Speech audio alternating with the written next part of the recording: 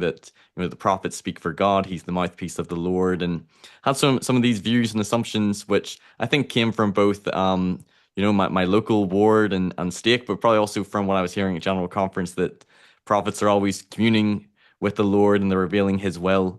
But then, if this was a mistake and wasn't revelation or inspired of God, how did we go 125 years without the Lord saying to one of his prophets to stop this, to take away the ban? This is not my will. How did we go seven presidents of the church and all the apostles that there would have been as well? Why 125 years for this to be taken away? And for some, they might feel like this, some of the racist teachings, which later are now disavowed doctrine, some might feel that, how can I even believe that they're really, really prophets? That they really have this direct line to God, and this probably challenges some of our views and understanding of how prophets receive revelation. But how would you address someone who brings up that point or that criticism? Yeah, the racial priesthood and temple restrictions automatically raise the question of prophetic fallibility. And that's where people go with this. And I know this is heavy history, it's challenging. For the question of, how does it drag on for so long? As a historian, I see it unfolding in the ways that I articulate in the book, right? So that each succeeding generation, unwilling to violate the precedent of the prior generation, even though Brigham Young's precedent of racial restriction is a violation of Joseph Smith's precedent of open priesthood and temples. After Brigham Young, right, each succeeding generation unwilling to violate the generation of the last. And that's why I included that quote from Marion G. Romney. Hey, we've always done this. It's always been in place. So to address the question of how can it go so long, that to me is the answer. Mormonism with the Murph, where Lowry Singh explores church history and the church's truth claims. Hello, everyone. Welcome back to my channel, Mormonism with the Murph, where Lowry Singh explores the church's history and truth claims. And I'm really excited for today's episode. I have joining me today Paul Reeves, who is a scholar and historian and is the author of a couple of books. Let's talk about race and the priesthood and religion of a different color.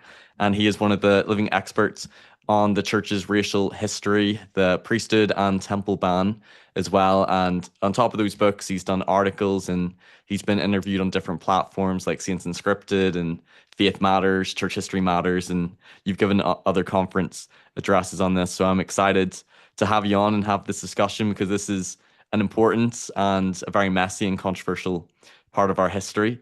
And it's something that needs to be confronted. And this book especially, I think, did really good with giving a very simple overview of the timeline and the history, but also referencing some voices of Black people as well throughout. But we'll maybe begin with a very quick bio, and then you can add anything you want to say on your academic background and what got you interested to write about sort of Mormon history and race and the priesthood. But your bio I have here, you're an American historian and a Simmons Professor of Mormon Studies and History in the History Department at the University of Utah. You became chair of the History Department on the 1st of July 2022, and you're an influential scholar on Mormon race history and Utah history. Anything you want to add or clarify to your bio? No, that sounds great.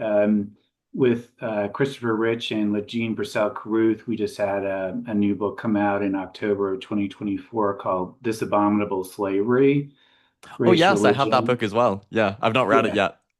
yeah.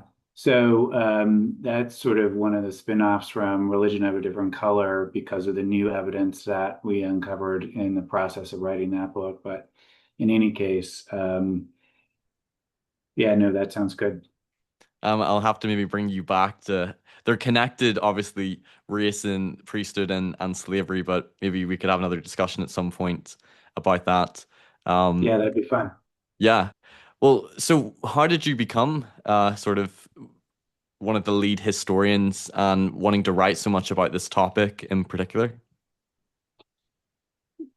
So I work at a Research One university. We have to research and publish as a part of our job. I was looking for a new book project, and I do religious history as well as history of the U.S. West. I was interested in Latter-day Saint racial history simply because the existing answers for the racial priesthood and temple restrictions within the Church of Jesus Christ of Latter-day Saints did not satisfy me. They just didn't add up. They felt like justifications rather than really trying to help understand where those restrictions came from. And I was also familiar with what are called whiteness studies. So scholars had looked at, for example, Irish immigrants to the United States, Italian immigrants to the United States, and suggested that they were in the 19th century racialized as not white enough, and through a labor and immigration lens, suggested they had to sort of earn whiteness for themselves, Jewish immigrants as well. And I had seen enough in my other research into Latter-day Saint history that it seemed to me that Latter-day Saints were also being racialized as not white enough in the 19th century. And I know that may sound really illogical, and I invite people's skepticism, but I think the evidence is there in Religion of a Different Color. And so because I was familiar with these other whiteness studies, I thought, maybe something's going on here among the Latter-day Saints that might help contextualize the racial priesthood and temple restrictions. And so that really kind of began my, research into race and Mormonism. And, one thing led to the next. Deseret Book invited me to write Let's Talk About Race and Priesthood. I did not approach them. I didn't think they would ever publish anything that I wrote on the topic. I didn't think they'd be willing to go where I thought, that the topic needed to go, to be open and frank and honest about it. But they assured me that's what they wanted for that book. And so it was basically translating the academic scholarship for a general Latter-day Saint audience for Let's Talk About Race and Priesthood. So, it was my own curiosity. If you can combine your job demands with satisfying your own questions, there's nothing better, right? I think you have to be driven by your own curiosity for the research projects you take on. And so that's really what led me to the project. Yeah, no, because it's certainly a topic that would be of academic interest, being a historian, but also as a member of the church. The temple and priesthood ban is something that we have to grapple with, especially wrestling with what does that mean for prophets and understanding this part of our history. And maybe we could begin before we even talk about Joseph Smith and Brigham Young. You talk about in your book the racial climate and culture in the 19th century that the church was sort of born into. And maybe you could touch on what were some of the predominant views about Black people as being inferior, what was the prevailing science of the time, what did sort of the broader Protestant Christian view of Blacks in the 19th century? Yeah, so I make the case in Religion of a Different Color, especially that Mormonism is born into a very fraught 19th century racial culture, right? Uh, Obviously, slavery is legal in the United States. And within, a few months of the founding of the faith, Andrew Jackson, President of the United States, signs the Indian Removal Act, which was designed to remove all indigenous peoples east of the Mississippi and relocate them west of the Mississippi. So these are people that are deemed, that they don't belong in the American nation and must be physically removed. And so, you know, there's a racial hierarchy that is in place in the United States when the Latter-day Saint faith is established, and whiteness is at the top of that racial hierarchy. Anglo-Saxon whiteness, the notion is that Anglo-Saxons had sort of given up the markers of barbarism and savagery as they progressed across Europe. and then from England hopped the Atlantic and established a new nation grounded in principles of representative government. And so racial thinkers at the time just suggested that democracy or self-rule is only white people, only Anglo-Saxons are capable of democracy or self-rule. And so there's a notion that these other racial groups are inferior, and that there are markers that distance you from whiteness. So Black people are deemed inherently incapable of racial uplift. They are racialized as incapable of democracy. Uh, White paternalism is rampant in the United States. Southern whites will defend slavery by suggesting that it, especially leading up to the Civil War, that it's not simply a necessarily evil, but it's a moral good. They're doing something for enslaved Black people that they can't do for themselves. They are perpetually their parents. They are taking care of them, they will argue, from birth to death, because these are people who are racially incapable of doing so for themselves. So it's a fraught 19th century racial culture, and even the term race is fluid and illogical. Like I mentioned, even people who might ostensibly seem white, like Irish immigrants, are denigrated as not white enough. There are things that they do, their physical characteristics, as well as their behavior, that some racial thinkers suggest mark them outside of Anglo-Saxon whiteness and make them incapable of self-rule.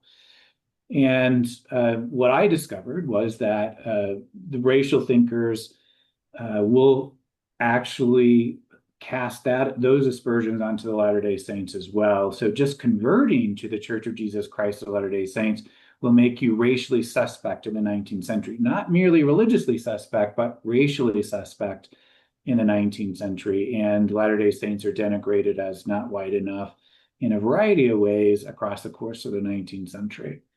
So was So the common conceptions and predominant views in the 19th century of, like, say, for example, the science of the day that Black people were racially inferior or less evolved? I know there was a lot of fears about race mixing or amalgamation, and then the Protestants, long before Joseph Smith, they believed that they Black people descended from Cain. So a lot of this was in the environment, sort of the majority thinking. yeah, absolutely. All kinds of fears about race mixing.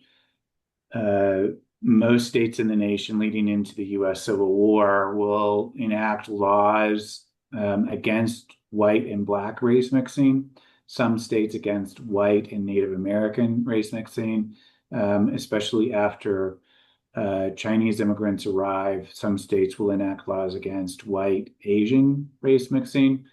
So Senator Calhoun says on the floor of the United States Senate, "Ours, sir, is the government of a white race," and goes on to articulate the notion that only white people are capable of participatory democracy. And he says that other non-white groups are simply racially incapable.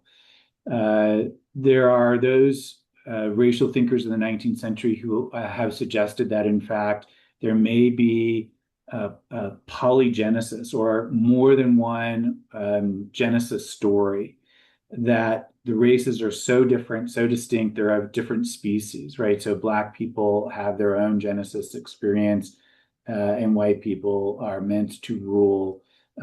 You have people who looked to the book of Genesis, right, to argue that God cursed uh, Canaan, Ham's son, right, with that experience where Noah is found drunk and naked in his tent, uh, to be a servant of servants. And in their minds, those are the most, in their minds, that justifies slavery. And those become some of the most overtly stretched verses of scripture, in the Bible, used to There's no justify. mention of cursing of black skin in the Old Testament in the Genesis story with Cain or with Ham's son. No, they're just interpreted that way, right? And they are interpreted to justify race-based enslavement. There's a fear of race mixing, like we mentioned, and some racial thinkers are suggesting that when you mix white and black, that it creates degeneracy in the next generation. They'll suggest that it will create sterility in the next generation, that the offspring, they call them hybrids, will eventually die out, but it creates physical degeneracy. Uh, this is all a part of the cultural milieu within which the Church of Jesus Christ of Latter-day Saints is born. All of those things are at play. Like you mentioned, the notion that the mark placed upon Cain is black skin, predates the founding of the faith by a couple of hundred years. It's a part of the broader Judeo-Christian tradition. These are the ways that religious thinkers have interpreted those verses in the Hebrew Bible and tried to explain racial categories and the racial world that they live in vis-a-vis the Bible. So that's their working knowledge. And what you have taking place is that you have leaders like Brigham Young who will bring those ideas within the faith and give them theological weight. Right, and this was the predominant view and understanding of the culture, and as you said, slavery was legal. Now, of course, there would have been at this time maybe a minority of people who would have been promoting racial equality and some abolitionists, but would this have been the majority view? No, so you have various anti-slavery movements in the United States and obviously in Europe as well. But those who are promoting full racial equality are considered a radical minority. Right, They're called immediate abolitionists, meaning we want an immediate end to slavery and full racial equality. The majority position, even if you're against slavery, right, you see slavery as a violation of the founding principles of the American nation. Uh, you still, the majority position would be that you still hold racial prejudice. You might be against slavery, but it doesn't mean that you're in favor of racial equality. We want to free the slaves, the colonizationists will say, we want to free the slaves and then remove them beyond the reach of mixture, is Thomas right. They didn't Jefferson's want own full quote. integration. No, no, we don't want them freed and then moving northward and intermarrying and intermixing amongst white people. So they'll form a colonization society and they'll establish, for example, Liberia with the capital of Monrovia, where they attempt to send freed slaves to Africa. So, yeah, we don't like slavery, but we also don't want racial equality and we don't want black people living amongst us. That's the majority position. The Right. immediate abolitionists are considered a radical minority in the 19th century. Gotcha. So maybe now we could talk about, did the church under Joseph Smith as prophet, were there any racial restrictions against blacks when it came to priesthood or the temple? And maybe you could touch on what do we know about Joseph Smith's views about blacks and slavery, from 1830 to when he dies in 1844. Sure. So, uh, first of all, the first part of your question, there are no known racial restrictions for priesthood ordination or temple admission in the first couple of decades under Joseph Smith.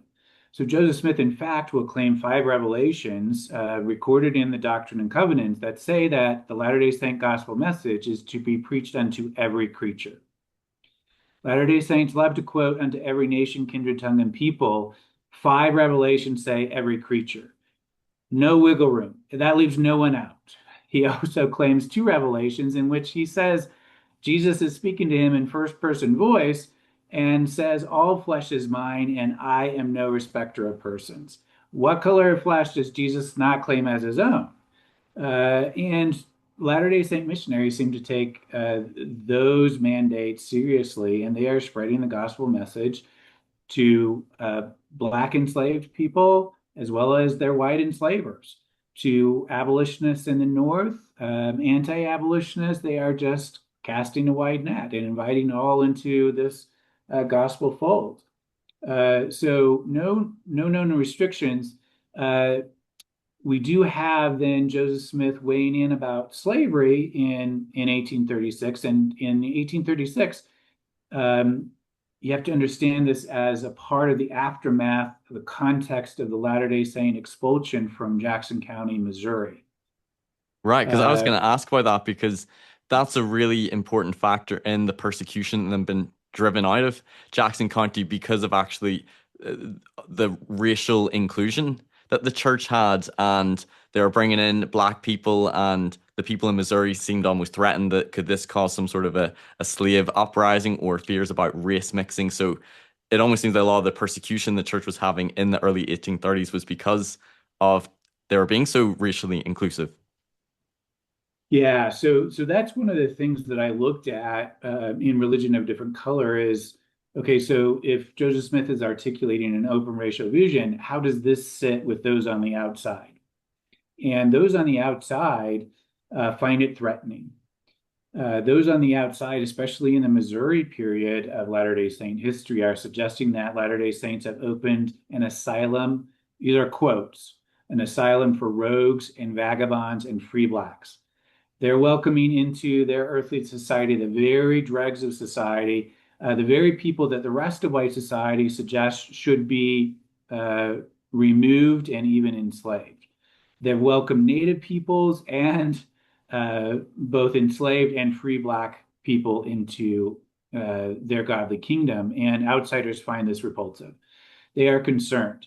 Uh, so William W. Phelps publishes an article in the Latter-day Saint newspaper in Jackson County, Missouri in 1833 called Two Free People of Color. And he simply says to his fellow Black Latter-day Saints, okay, Joseph Smith has articulated Zion, the gathering place, is Jackson County.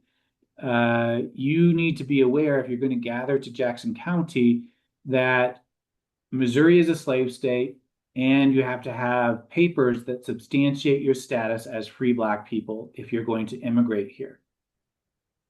He doesn't want his fellow Black Latter-day Saints to run afoul of the law. And he actually quotes two sections of the Missouri State Code, right? Just saying, hey, we as Latter-day Saints have no special rule as to people of color.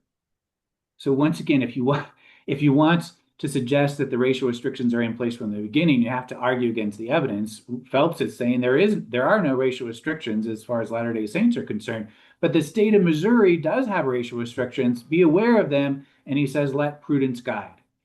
Those on the outside read his column and alarm bells go off. They suggest he is inviting free Blacks to the state of Missouri to incite a slave rebellion and to steal our white wives and daughters. They are casting these fears of race mixing onto the Latter-day Saints as early as 1833. And that one column is enough for outsiders then to to destroy his press, to scatter it in the street, and to destroy his printing office. They tear it down. They will haul a couple of Latter-day Saint leaders into the town square and tar and feather them. It's a 19th century ritual of violence that marks you as outsiders and suggests, hey, here's the shot across the bow, you need to leave. And it's the beginning of the Latter-day Saint expulsion from Jackson County, Missouri. So that's the context of violence against the Latter-day Saints in relationship to their views about the place of Black and Native peoples in Latter-day Saint communities. That's the context within which you should understand Joseph Smith weighing in.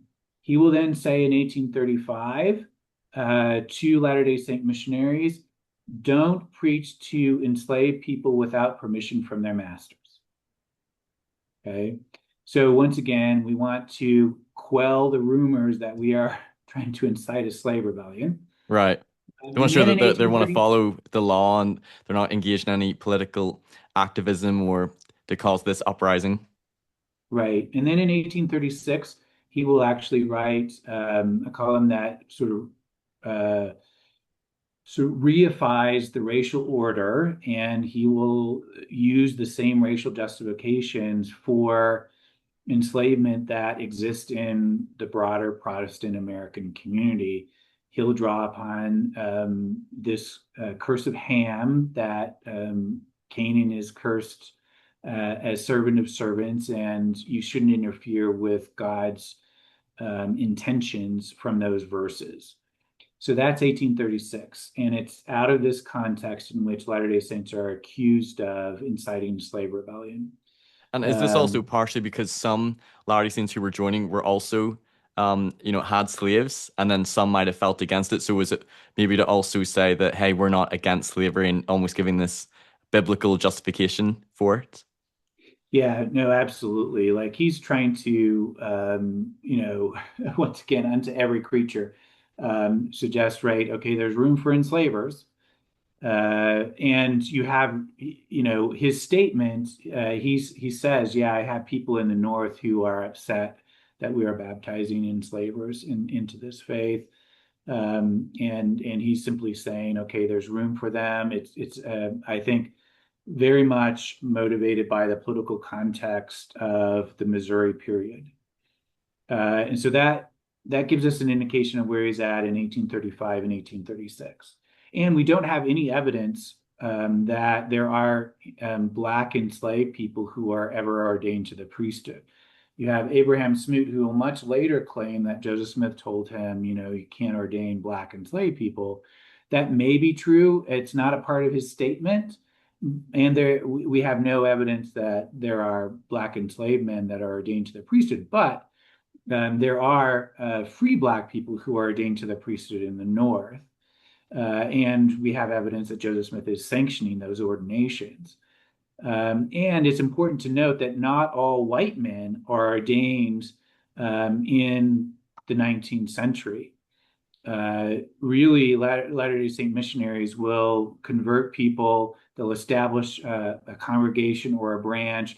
They may ordain one person. I've looked at these records, right? And in some instances, they ordain one man a deacon and then move on, right? They're not universally ordaining all white men. That doesn't begin to systematically happen until the end of the 19th, early 20th century.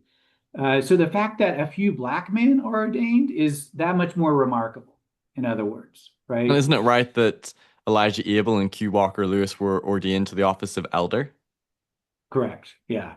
Yeah. Both free Black men in the North who are ordained, um, Elijah Abel in 1836, ordained in New Portage, Ohio, and as an elder, and then by the end of 1836, in December of 1836, ordained member of the Third Quorum of the 70 by Zebedee Coltrane.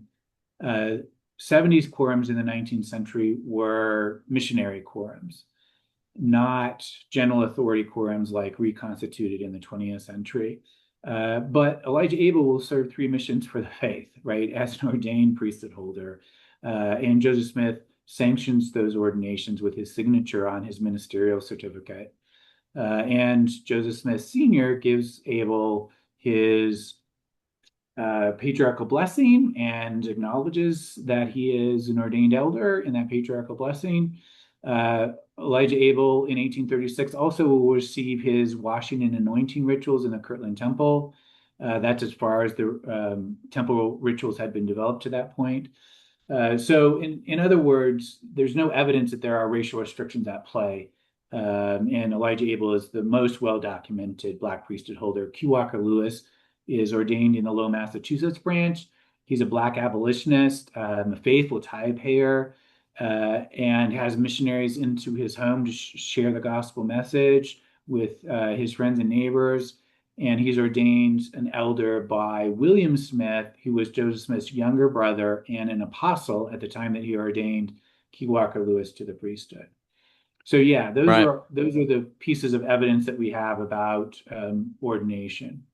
So evidence of Joseph ordaining Black men to the priesthood, no evidence of there being a racial ban against the priesthood. And you also mentioned one of your books, explicitly the revelation about the Nauvoo temple. It talks about that it's inclusive to all, no matter what, nation, tongue, or people. So there was no temple restriction either whenever they were going to build the Nauvoo temple. Yeah, no, that's right. There's a an article published in the Nauvoo newspaper in 1840. It's called "From the Presidency," meaning the first presidency. And they are exuberant about the nature of the gathering that has taken place to that point.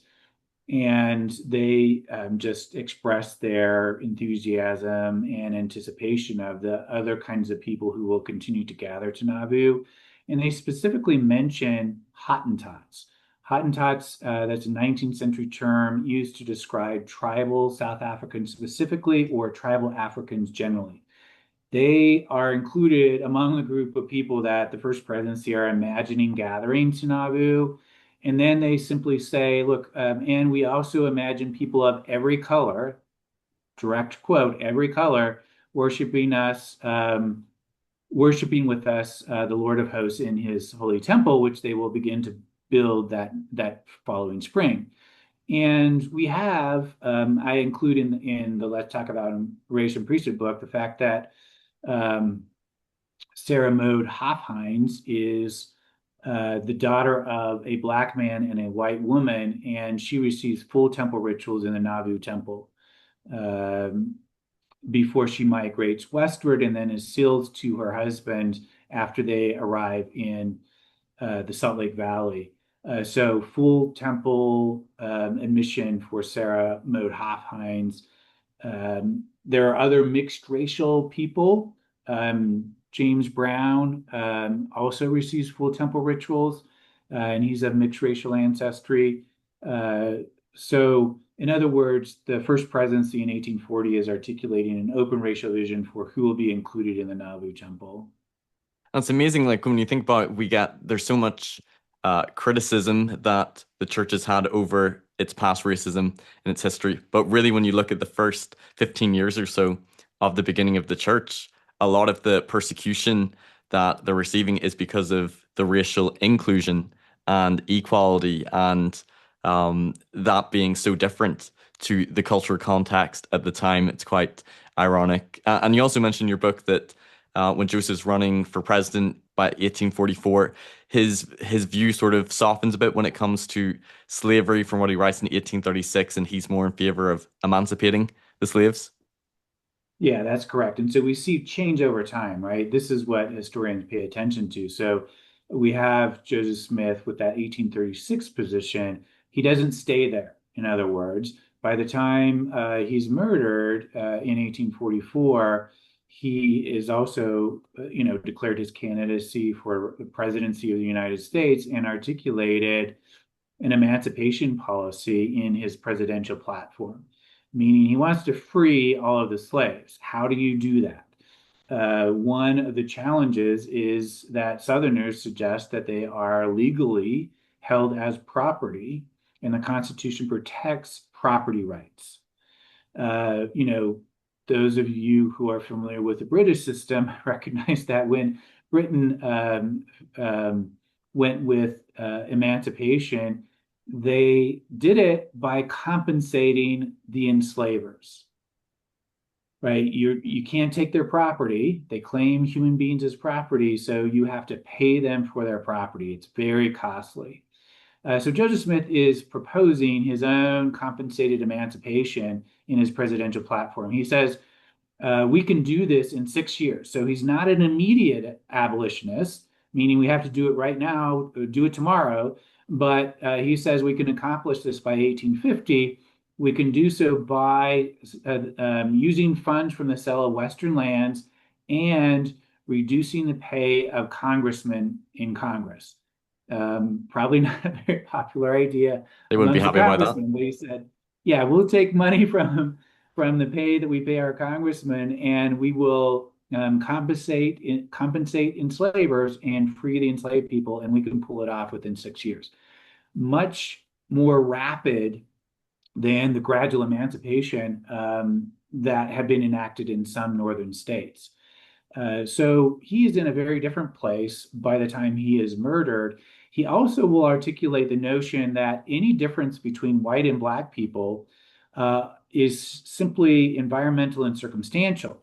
If you give black people the same educational opportunities, the same economic opportunities. They will be equal to or greater in their performance than white people. There is no racial, in other words, inferiority amongst Black people in Joseph Smith's mind by the time he dies. It's simply if you point to Black people who you suggest aren't culturally or you know intellectually the equal of white people, it's simply because they haven't been given equal opportunities. Give them the same education and they will outshine or perform as well as white people. There's no racial inferiority in his estimation by the time he passes away. And do you think from 1836 to 1844 his views had shifted, or do you see what he wrote in 1836 is basically him trying to make it seem that, well, we're not opposed, we're not anti-slavery because of all the persecution and maybe because of the division between the North and the South? Or do you think his views had just shifted from 1836 to 1844? Yeah, I think his 1836 view was politically expedient and grows out of the context of Missouri. So I see him weighing in a way in 1836 that matches the context of where the church is located. Remember, they are expelled. Latter-day Saints are expelled from Missouri under threat of state-sanctioned extermination in 1838. So when Latter-day Saints arrive in northern state of Illinois, I think he is much more free to express notions of racial equality and not have to try to appease Southern enslavers, especially in the state of Missouri, where Latter-day Saints are suspect, racially suspect and religiously suspect. And so that's kind of how I see his transition. Now, we don't have evidence that he's expressing full racial equality other than his revelations, right? But so I don't know that he's come up with this compensated emancipation plan in the 1830s, but I do see him speaking out of political expediency, and I think he's more free to express his real positions in the 1840s when he's in a free state of Illinois. And there's not too many revelations in the Doctrine and Covenants that speak to slavery, but I'm aware of one passage I read recently where the Lord said that it's not my will for any man to be in bondage to another. I don't know if you remember the passage, but that seems to be a revelation that Joseph received where the Lord seems to be sort of opposed to slavery. No, that's exactly right. That's D&C 101-79. And we might, depending on how the conversation goes, we might come back to it later because Orson Pratt will actually quote that in his second strident anti-slavery speech in Utah Territory. Right. And we deal more with that in the new book. But in any case, Orson Pratt does quote that as a rejection of slavery after they arrive in Utah Territory and citing D&C 101-79. Correct. Okay, well, I think that was really good background on the church's racial position under Joseph Smith, that men were ordained to the priesthood. There was full inclusion to receive the priesthood and temple ordinances. So maybe we could talk next about Brigham Young. I think often we think that, well, as soon as Brigham Young took over, he straight away instituted the priesthood ban and he was racist. But you talk about in your book that from 1845 or in 1847, he was almost saying that, hey, we don't have any race restriction. And maybe you could talk about, the stories with William Mackay, I believe it is, and then William Appleby and how his views then changed to when it came to 1852 when he was giving his speech at the Utah legislature meeting. Yeah, sure. So this is, where that open racial vision starts to go in a different direction. But, 3 years after Joseph Smith's death, 1847, March of 1847, we have Brigham Young on record as favorably aware of a Black priesthood holder and articulating once again that open racial vision, the universalism that was a part of the Latter-day Saint Restoration. William Mackay is a Black Latter-day Saint who comes to Brigham Young and other church leaders at winter quarters and complains to them about the racism he is experiencing at winter quarters.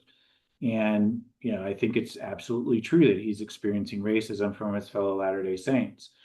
And there's an interview that ensues And we have the minutes of that interview. And Brigham Young is trying to reassure William McCary. He says, look, we don't care about the color. It's nothing to do with your skin color.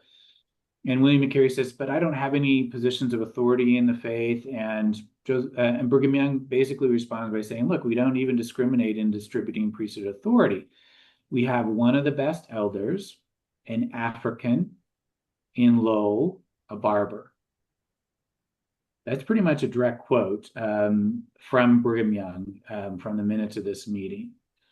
He's trying to reassure William McCary, and he is citing as evidence of the lack of discrimination in priesthood ordination by citing Q. Walker Lewis as his evidence. Everything he says in that statement to William McCary matches what we know about Q. Walker Lewis. He calls him one of the best elders, an African. As we already established, Q. Walker Lewis was ordained by William Smith, Joseph Smith's younger brother. He lives in Lowell, Massachusetts, and he's a barber by trade. We have his ads that he takes out in Massachusetts newspapers that substantiate that. So everything that Brigham Young says in March of 1847 to reassure William McCary matches what we know about Q. Walker Lewis. And he's citing him as one of the best elders and identifies him as of African ancestry. And when William McCary sort of persists, Brigham Young will then paraphrase Acts 17:26. It's something that Joseph Smith also articulates, sort of a rejection of the polygenesis theory that was in play that we mentioned earlier. Mm-hmm. And Joseph Smith will, include this as a part of his presidential platform. But basically, my paraphrase is that we are all a part of the same human family. The same We're all flesh. children of God. Yeah. Right. And Brigham Young paraphrases that in response to William McCary. And so we have him then articulating sort of this open racial vision in March of 1847. Which is a good start. So no mention of a curse, no mention of any racial restrictions. So you talk in your book about sort of two main factors that likely probably influenced Brigham Young in changing his views. Maybe you could talk about that. Yeah, so Brigham Young will then lead the vanguard group of Latter-day Saints into the Salt Lake Valley. At the same time that he's doing that, he appoints a man by the name of William Appleby to survey the conditions of the various branches of the church on the east coast of the United States. And by William Appleby's own account, he travels over 2,000 miles that summer, going from branch to branch and just seeing what conditions exist in the various branches and seeing, if the saints are ready to migrate once Brigham Young finds a gathering place.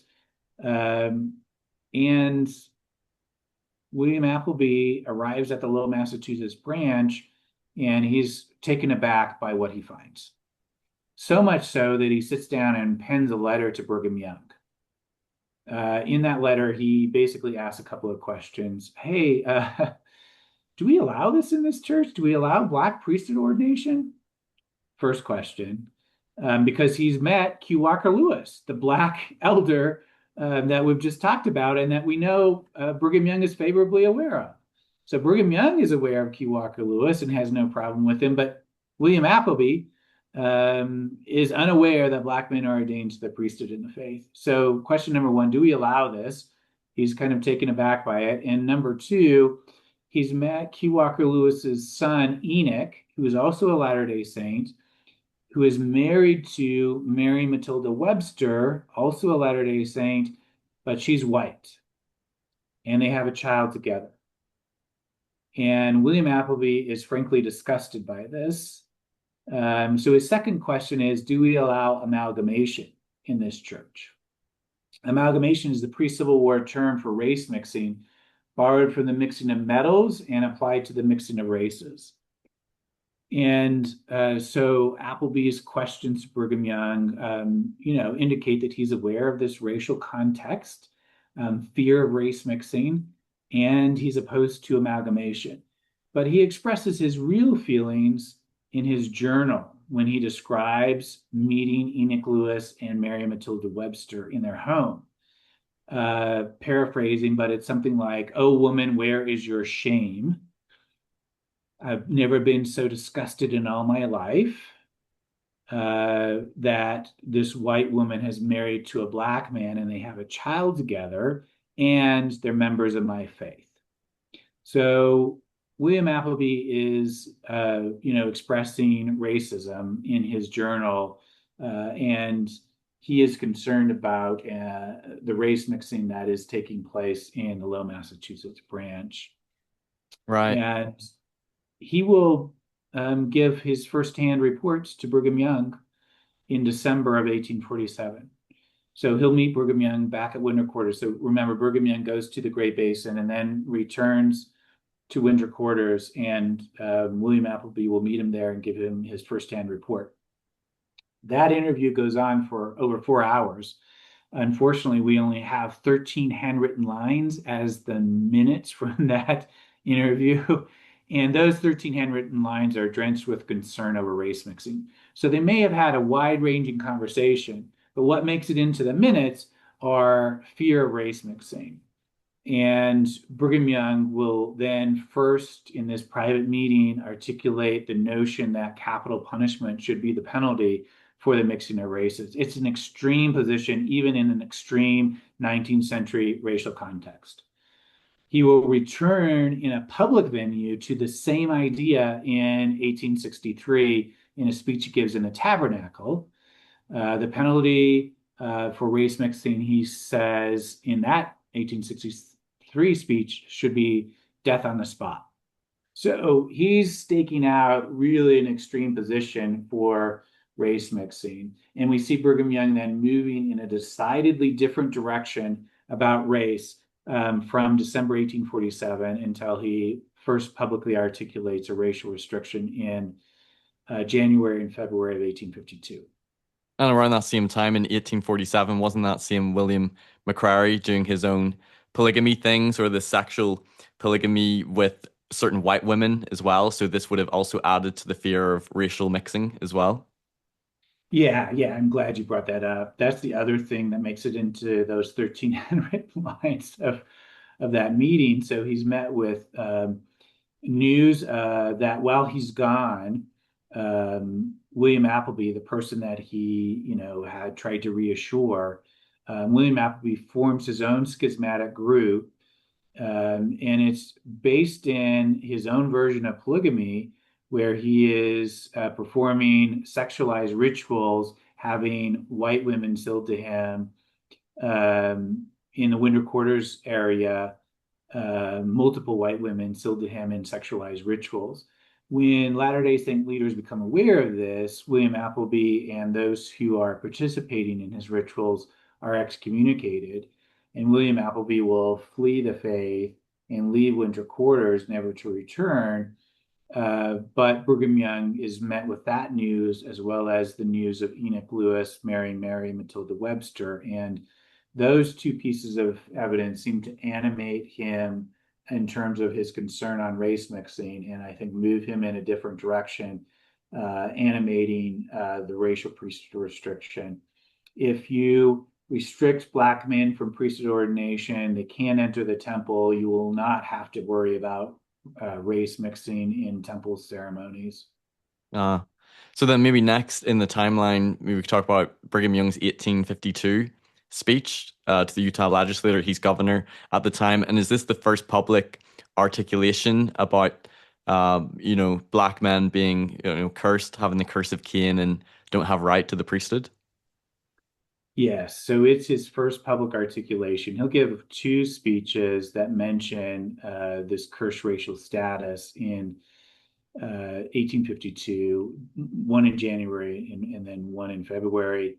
And it's the first public articulation. So racial restriction seems to be in play before this legislative session. As early as 1849, he's in a private meeting articulating sort of his ideas about race. But this is the first time that historians have been able to document a public articulation of a racial restriction. And so he will simply articulate this curse of Cain notion to the legislature. Um, the legislature is an all Latter-day Saint legislative body, and it is comprised of a lot of leaders in the Latter-day Saint hierarchy. So Brigham Young is territorial governor as well as prophet president of the faith. Uh, Orson Pratt is a legislator and an apostle. And uh, they're mixing those roles in this legislative session. They really don't see a distinction between church and state in 1852, and Brigham Young actually defends his right to dictate in matters political and matters religious. And so they're debating what's called an act in relation to service. What laws will govern the relationship between the white enslavers and their black enslaved in Utah Territory? So white enslavers are bringing their black enslaved to Utah Territory. These are Latter-day Saints, some of whom are uh, enslaving their fellow Latter-day Saints. So black enslaved people are also converting to the faith. White enslavers enslaving their fellow black Latter-day Saints. And the legislature is debating what law shall govern that relationship in Utah Territory. And in the process of this, then Brigham Young will give a couple of speeches where he articulates a race-based priesthood restriction. What he basically says is he believes that black people are cursed descendants of Cain. And because Cain killed his brother Abel, all of Abel's descendants, who he presumes to be white people, have to receive the priesthood before any of Cain's descendants can receive the priesthood. And Cain's descendants, he presumes to be black people. And that's the racial justification he offers for a priesthood restriction. That same speech, the one that he delivers on the 5th of February, 1852, there's a long section in that speech in which he also expresses concern about race mixing and amplifies his position against race mixing. He says, if we allow all the elders in Israel to mix their seed with the seed of Cain, it will bring the church to destruction. No one could hold the priesthood in his estimation. And so those are the stark terms that he lays out, and he doesn't deviate from that position for the rest of his life. He will return to that position. He'll reaffirm it. Reaffirm it in a few other speeches. So that's where he lands on the racial restriction, and he draws on the book of Genesis for his justification and the curse of Cain, which, like we mentioned before, the notion about the curse of Cain being black skin, God cursing Cain with black skin. And Brigham Young will say the mark that God puts upon Cain in a later speech is black skin and a flat nose. So, those are his racialized ideas that he is bringing from the broader Judeo-Christian tradition and bringing them into the Latter-day Saint faith and then giving them theological weight in 1852. It's important to note that it's a violation of the second article of faith established by Joseph Smith. And that's a point that I make in the Let's Talk About Race and Priesthood book, right? Joseph Smith says, we're held accountable for our own sins, not for Adam's transgression. And yet Brigham Young is holding the supposed descendants of Cain accountable for a murder in which they took no part. And Orson Pratt will reject, Brigham Young's rationale for the racial restriction, as well as stake out his own position on slavery in Utah Territory, and delivers a very strident anti-slavery speech and advocates that black men should be allowed to vote in 1852 in Utah Territory. So he's in a very different place than Brigham Young is on race. And the two men are going head to head in this debate with the territorial legislature. Because Orson Pratt had his own theory for black people being cursed with them not being valiant or being neutral in the pre-existence. So in 1852, Orson Pratt has not articulated that position. He's really opposed to legalizing any form of slavery or servitude in Utah Territory, and advocating that Black men should be allowed to vote. And so he is defining. He says he calls those of African descent innocent. And he says like we have no revelation, we have no command from God to do what we're attempting to do here. He will define biblical curses as specific to the person and the time that they are ascribed. So, curse of Cain applies to Cain and Cain only, and it's specific to the Bible. It has nothing to do with 1852 Utah Territory. Curse of Ham and Canaan, specific to that time and place, and has nothing to do with 1852 Utah Territory. God has not commanded us to do this, he will say, and he wants the bill to govern the relationship between white people, white enslavers and Black enslaved, rejected in its entirety. He doesn't want any form of slavery or servitude in Utah Territory. And we know in 1856, he actually rejects Brigham Young's rationale for the racial priesthood restriction. He says, we have no proof that Africans are descendants of Cain. So rejects that outright. And hopefully it goes without saying in 2025 that Orson Pratt is right. There is no proof that Black people are descendants of Cain. And the church currently disavows that in the Gospel Topics essay as well. So he's opposed to Brigham Young's justifications for Blacks not having the priesthood, the curse of Cain doctrine as well. So then by 1853, he will weigh in, and he'll borrow from Book of Abraham language in an article he writes in the Seer, which is a newspaper that he runs in New York, short-lived newspaper he runs in New York, but he has one column in there in which he will weigh in on the racial restriction. And his suggestion, and he uses tentative language. Brigham Young uses very self-assured language. I know that they are cursed descendants of Cain. Orson Pratt is using tentative and speculative language to suggest, okay, this can't have to do with Cain's murder of Abel. That's a violation of agency. So maybe Black people exercise their agency poorly in a premortal realm. And as a result, they are cursed as pertaining to the priesthood. So that's the phrase that is borrowed from the Book of Abraham. And which date did he suggest that as a possible theory? So that's 1853. Okay. 1853. Yeah. A year later. So it's after the legislative session. And we have him writing this in the Seer. He never returns to it. It's a one-off.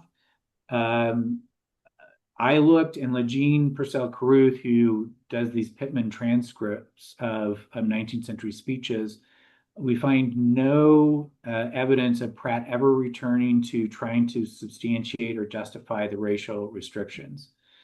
So he weighs in 1853, suggests this premortal explanation. And really then this debate between Orson Pratt and Brigham Young give us the two main competing explanations for the racial restrictions that continue to exist well into the 20th century. And I hear them repeated in the 21st century. Yeah. They've never fully died out amongst Latter-day Saints, even though, like you mentioned, the First Presidency and the Quorum of the 12 disavowed both in 2013. But it's the debate between these two men that give life to them, and they continue to exist down through into the 20th and 21st century. And they're the two most popular and common justifications that were used decades later, really up until the priesthood ban, even people perpetuating them after the reversal of the ban. What was interesting is that Orson Pratt was very much opposed to Brigham Young's justification, and Brigham Young was opposed to Orson Pratt's justification, which is quite interesting. That's exactly right. Yeah. Brigham Young will shoot down any notion of premortal kind of less valiancy or whatever in 1869 in another moment when he weighs in, and then he immediately goes back to Curse of Cain for his explanation. Right, and there was no revelation he used, as Orson Pratt said, we have no revelation or command of the Lord. So I guess my next question is, so from, I guess, 1852 up until 1879, was there, we had these teachings about blacks in the priesthood and them being cursed, having the curse of Cain and Orson Pratt's theory. Was this like an official policy? Was this codified as doctrine and policy? Was there this racial restriction in policy to priesthood and temple? And then maybe you could talk next about in 1879 when Elijah Abel wants to be sealed to his late wife and John Taylor does an investigation. Maybe talk about that next. Okay. Yeah, so the way that I see it is, even though Brigham Young is articulating it, and then we have other leaders who start to weigh in public ways after this 1852 legislative session. Latter-day Saints start to publicly talk about the racial restrictions for the first time, and are attempting to justify it. Um, it is not firmly implemented, written in stone at Brigham Young's utterance. It takes on a life of its own, and in fits and starts, it grows in accumulating precedent across the course of the 19th century. And is that in part Uh, because there just isn't a whole lot of black Latter-day Saints or blacks that are joining the church during Brigham Young's time, or why is that? yeah, well, it's I I think it's just, it takes time for it, to solidify. And yeah, it takes moments when Black Latter-day Saints are asking for the kind of things that the rest of the Latter-day Saint community have access to. And so when Black Latter-day Saints are questioning the evolving racial policies, then you have moments where white leaders have to make decisions. So do And we have any documented evidence from between 1852 to 1879 of them ordaining more black men to the priesthood or allowing temple access, or is it not really coming up? so Elijah Abel's son, Enoch, no, excuse me, Moroni, sorry, Moroni Abel is ordained in 1871 on his deathbed. And so, and there's no evidence in the surviving records that anyone is expressing concern over his race. Deathbed ordinations were performed in the 19th century, even for young children, young male children. The notion was if this person is close to death, they're sick or whatever, we should send them into the next life with priesthood ordination. That dies out by the end of the 19th century, but we have Elijah Abel's son, Moroni, who is practicing Latter-day Saint, who's sick, and calls for the elders to come and administer to him in his ill health. And the record that survives says, while they're giving him a blessing for health, they also ordain him to the priesthood as once again, this notion of deathbed ordination, and he dies just a few days later as a priesthood holder, ordained an elder. And once again, no indication that there's any hesitation over his racial status. And then you have people of mixed racial ancestry who are receiving full temple admission. We don't know, what people are aware of at the time, but there are three formerly enslaved women who are receiving full temple admission and full temple rituals. They are of mixed racial ancestry. Uh, they pass as white, meaning that they have enough white ancestry that they're not readily identifiable. Do the people who are allowing them temple rituals know their racial ancestry? We have evidence for some of them that some local leaders are aware. So that is taking place over the same time period, right? What do you do with people of mixed racial ancestry? And that's kind of a separate thread that maybe we can talk about when the church finally arrives at its one drop policy. But I'm trying to address your question, what else is happening? And there are people of mixed ancestry who are receiving priesthood ordination and temple admission. Right. So in 1879, this is when an investigation is conducted about Elijah Abel because he wants to be sealed to his dead wife. And John Taylor, I think, isn't it Joseph F. Smith, who primarily does the investigation and interviews Elijah Abel and other people who are around at the time to see if he was actually ordained by the prophet Joseph Smith. Maybe talk a little about that. Sure. Yeah, so Elijah Abel received his Washington anointing in Kirtland, was among the first to do baptisms for the dead in Nauvoo, but has moved to Cincinnati by the time the Nauvoo temple is completed. So I'm not sure what would have happened had he been there. But he and his wife, Mary Ann, who is also a Black Latter-day Saint, they have migrated to Utah Territory in 1853. And they raised their family as Latter-day Saints. Uh, and Mary Ann dies in 1877, and Elijah Abel wants the love of his life sealed to him. And so he appeals to John Taylor for this privilege. And John Taylor, as late as 1879, right, if the racial restrictions are unambiguously in place, why does he need to conduct an investigation? But in fact, that's what he does. He conducts an investigation because he doesn't know what to do. So once again, I don't think the racial restrictions are, firmly in place. The leader of the faith doesn't know what to do about a Black priesthood holder asking for, his endowment and to be sealed to his deceased wife. Right, because if there was a clear And policy that no, there's no access to temple ordinances of the priesthood, he would have just said no straight away. That would have been the end of it. Right, exactly. So this is another clear data point because we have written record, right, about what takes place. And John Taylor will send Joseph F. Smith to interview Elijah Abel. And the Church History Department found the notes of the interview that Joseph F. Smith conducts and verified that it's in Joseph Smith's handwriting. Unfortunately, Joseph F. Smith doesn't date that document, but everything in that document matches what we know about the context of that interview. And, Elijah Abel just simply claims that Joseph Smith told him he had rights to the priesthood and all of its blessings, and that if he remained faithful, right, like he had the same promise as anyone else. And he also gives the name of the person who ordained him to the priesthood, that the name of the people who gave him his Washington anointing rituals in Kirtland.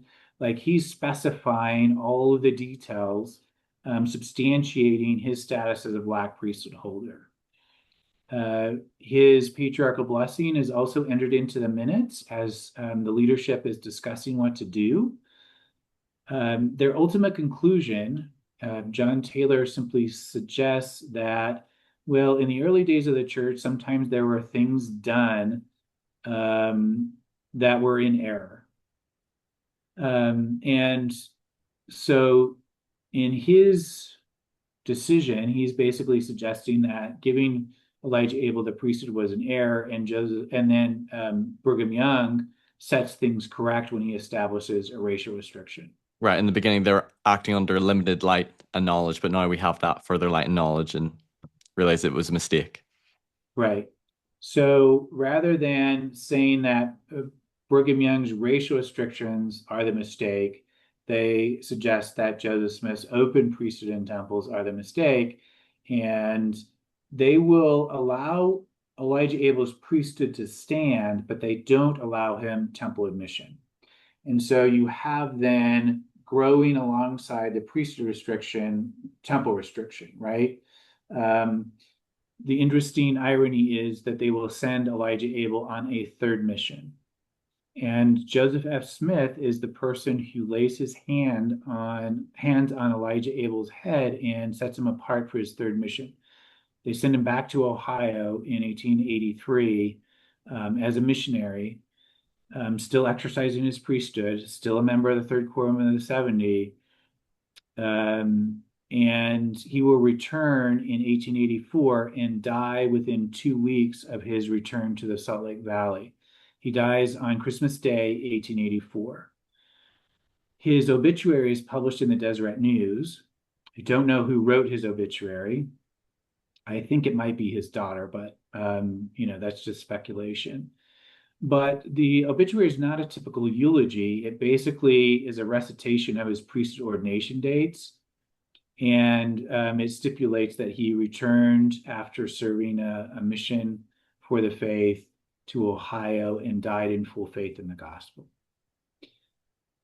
So not allowed his temple admission to be sealed to his wife, but allowed to serve a third mission for the faith, and comes back and dies within 2 weeks of his return. Well, that's a really, I think, hard part of the history of the priesthood ban is, often we can struggle intellectually with the ban and statements by past prophets and apostles, but it's really seeing the effect it had upon Black Latter-day Saints, like not only being denied to the priesthood, but being denied to the temple ordinances of endowment and sealing. It's quite heartbreaking the effect it had upon them. And when you look at Elijah Abel, I feel heartbroken, but also like amazed and admire his faith to stay faithful despite that. Yeah, no, it's really quite remarkable, and it is one of those heartbreaking moments. Reading the minutes of that meeting, reading the decision, watching this unfold, and then despite not being allowed temple admission, the fact that he's willing to serve a third mission, as an 75-year-old man, right? He's leaving his family and his children and his grandchildren behind, and going back to Ohio, and it physically drains him. Right. So I've next in my notes, like obviously over the next couple of decades, there's a lot of political pressure from the government when it comes to polygamy. We have the manifesto in 1890 and then 1904. So the second manifesto, and okay, the church is really stopping polygamy, and anyone who starts polygamy, there's going to be disciplinary action taken. Is there anything significant in that time period on sort of race in the priesthood? Because the next thing I have in my notes is 1908, when it seems under Joseph F. Smith, President Joseph F. Smith, that there's kind of this, codified official policy that they have about race restrictions. Yeah, I mean, the only thing that is taking place in that interim period, you have people of mixed ancestry who are being, some of them being admitted to the temple, but questions start to arise. And so church leaders are addressing those issues as they arise, and they're dealing with the question, how much African ancestry does a person have to be excluded from priesthood and temples? And that fits within the national context of the United States. In 1896, the Supreme Court of the United States puts its stamp of approval on racial segregation, as well as reifies what is called hypodescent, meaning your racial identity follows the less dominant race. So you could have 99 white ancestors and one black ancestor, and you can legally still be defined as black. And so, in the wake of that Supreme Court decision, some states in the United States adopt what is called a one drop policy, meaning, right, 99 white ancestors and one black ancestor, and you can legally be segregated in, for example, the state of Virginia, who adopts a one drop rule. And so Latter-day Saint leaders during the same time period are grappling with those questions. And you have George Q. Cannon, one leader of the Latter-day Saint faith, who is articulating a one-drop idea as early as 1900. He's saying, okay, we have people of mixed racial ancestry. We have to continue to grapple with this. My view is, he says in 1900 to Lorenzo Snow, he says, my view is we should exclude anyone of African ancestry from priesthood admission or temple ordination. The church doesn't make that an official policy until 1907. but in 1907, they will adopt a one-drop policy for priesthood ordination and temple admission. What we know from the research we're doing in the Century of Black Mormons database at the University of Utah is it's impossible to police racial boundaries. And good luck ferreting out one drop of anyone's ancestry because we're all interrelated. Right. DNA evidence teaches us that in the 21st century. And so I have, white Latter-day Saints in the 21st century who are sending me emails and saying, hey, I've done my DNA. I have African ancestry in my DNA. I think it traces back to ancestor X or Y. If so, would love to have them remembered in your database. And, we do the research, and if it proves to be true, then we honor them and write their biographies for the Century of Black Mormons database.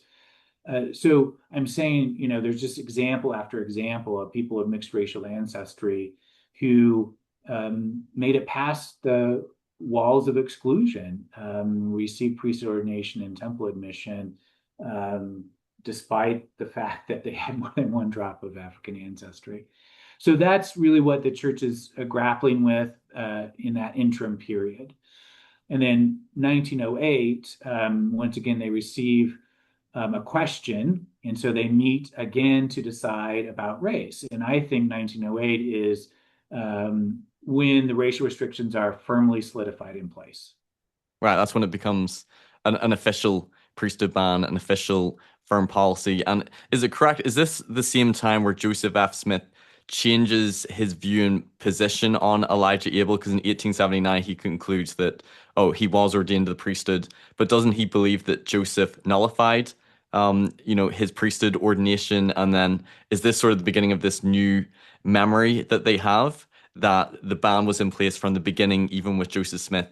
And this almost becomes the precedent for future prophets, that the ban has always been instituted from the beginning under Joseph Smith. Yes, that's why I think 1908 is so important, is because it creates a new memory for the church moving forward.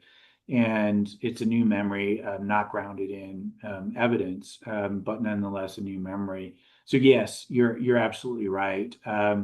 So they receive the leadership receives a letter from the former mission president to South Africa, who says, "Look, we converted the son of a Zulu chief. He wants to take the gospel message to his people. What do we do about this?" And the leadership meets to make a decision. And in that meeting, then you have Joseph F. Smith, who will articulate a false memory. We have him on record, 1879, interviewing Elijah Abel. Actually, he's the person that set Elijah Abel apart for his third mission. So he knows that his priesthood is not null and void. But he will say, in response to another letter in 1895, right, he'll remind the leadership, hey, Elijah Abel was a faithful Black priesthood holder. In 1904, he'll call Elijah Abel's priesthood a mistake that had never been corrected. And then the real false memory, 1908, he says his priesthood was declared null and void by the prophet himself. And so he's tracing the racial restrictions back in time, suggesting that they were in place from the beginning. God put them in place, and human beings can't do anything about it. It will take a revelation to get rid of. And in fact, it does 70 years later, right? But that becomes the new memory moving forward. So that in the 20th century, Latter-day Saint leaders and Latter-day Saint followers believe that the racial restrictions were in place from the beginning. They have erased from collective Latter-day Saint memory and history the Black priesthood holders and temple attenders who complicate this racial story. And I think it's the Latter-day Saint racial passage to whiteness. If you're denigrated as not white enough in the 19th century, the most significant way you claim whiteness for yourself is in distance from Blackness. And that's what I see taking place across the course of the 19th century, is white Latter-day Saints distancing themselves from their own Black brothers and sisters. And that's, I think, why that moment in 1908 is so important. And the leadership will also then articulate the notion that you should stop actively seeking Black converts to the faith. That was going to be my next If, question. yeah, So, yeah. so they're not emphasizing to preach the gospel to Black people as well, or would it be fair to say that they're almost discouraging it, or like if they want to join, then yeah, they can be baptized, but don't go out seeking to convert Black Latter-day Saints? Yes, that's also a part of that 1908 meeting, the conclusion that they make in 1908. Stop actively seeking Black converts. Don't send missionaries into Black areas. Don't seek them out. If they apply for baptism, okay, you can baptize them, but don't actively seek them. So this is an important, right? This is an important moment that helps us understand how and why the Church of Jesus Christ of Latter-day Saints became known as a white church in the 20th century. Remember, by the Missouri period, being articulated as an asylum for rogues and vagabonds and free Blacks. By 1908, Latter-day Saints are suggesting, hey, don't actively seek Black converts. And this is part of that racial passage to whiteness, in my estimation, um, and helps us to understand, why they become known as a white church. Joseph Smith says, unto every creature in 5 Revelations in the Doctrine Yeah. and Covenants. And by 1908, they are setting those commands aside and limiting their preaching to people who are not of Black African ancestry. Which goes against, as you said, articulated at the beginning in your book, that the gospel ideal is to bring the gospel to every creature. In the Book of Mormon, it talks about that Jesus Christ invites all to come unto him and denies none, black and white, bond or free. But we've stepped away from that original gospel ideal. Yeah, that's right. It's a violation of the founding revelations of the Restoration. And there are instructions then sent to mission leaders to stop actively seeking Black converts.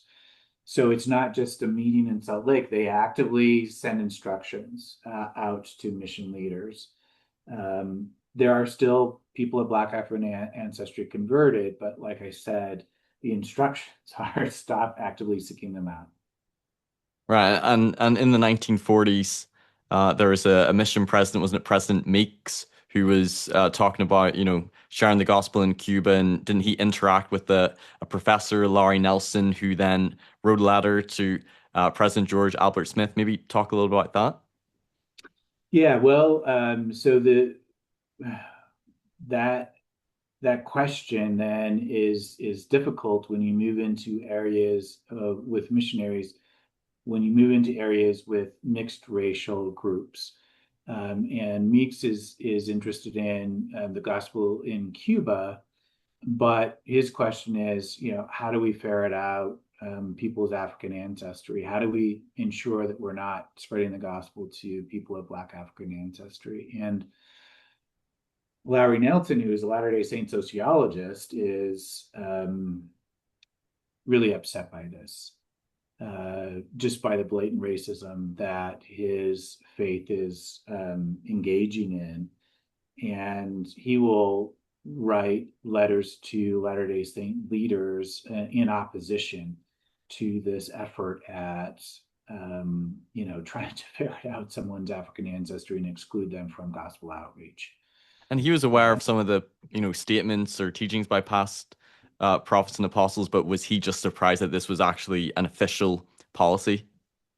He was not aware that this was an official policy and that the church was actively engaged in, this kind of discrimination in terms of gospel outreach and priesthood ordination and temple denial.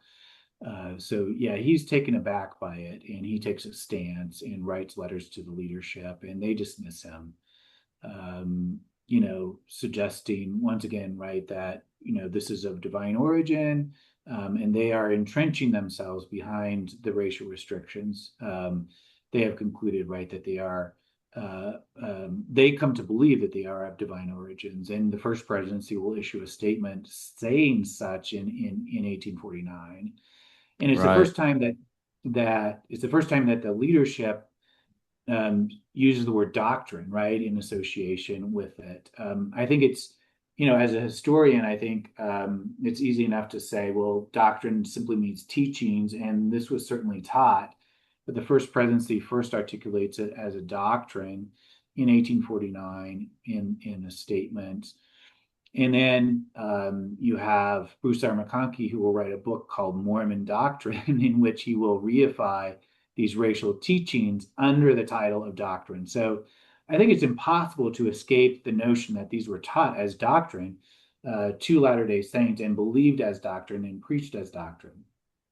Right, because that was going to be one question. Because some people might say, like, oh, well, was it a doctrine? Or some people say, oh, it wasn't doctrine, it was just a policy. But in these statements, it's clearly being stated that they taught it. They say it's doctrine. I think this has come from the 1949 statement. The attitude of the church with reference to Negroes remains as it has always stood.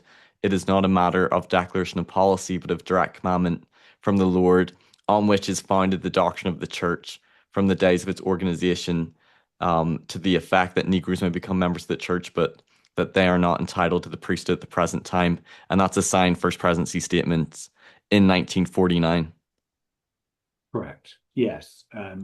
There's no escape, right? That this is taught and practiced and Yeah. believed as doctrine. And like I said, Bruce R. McConkie will include these racial teachings in his. He'll sort of collect them and codify them under the Yeah. label of Mormon doctrine. I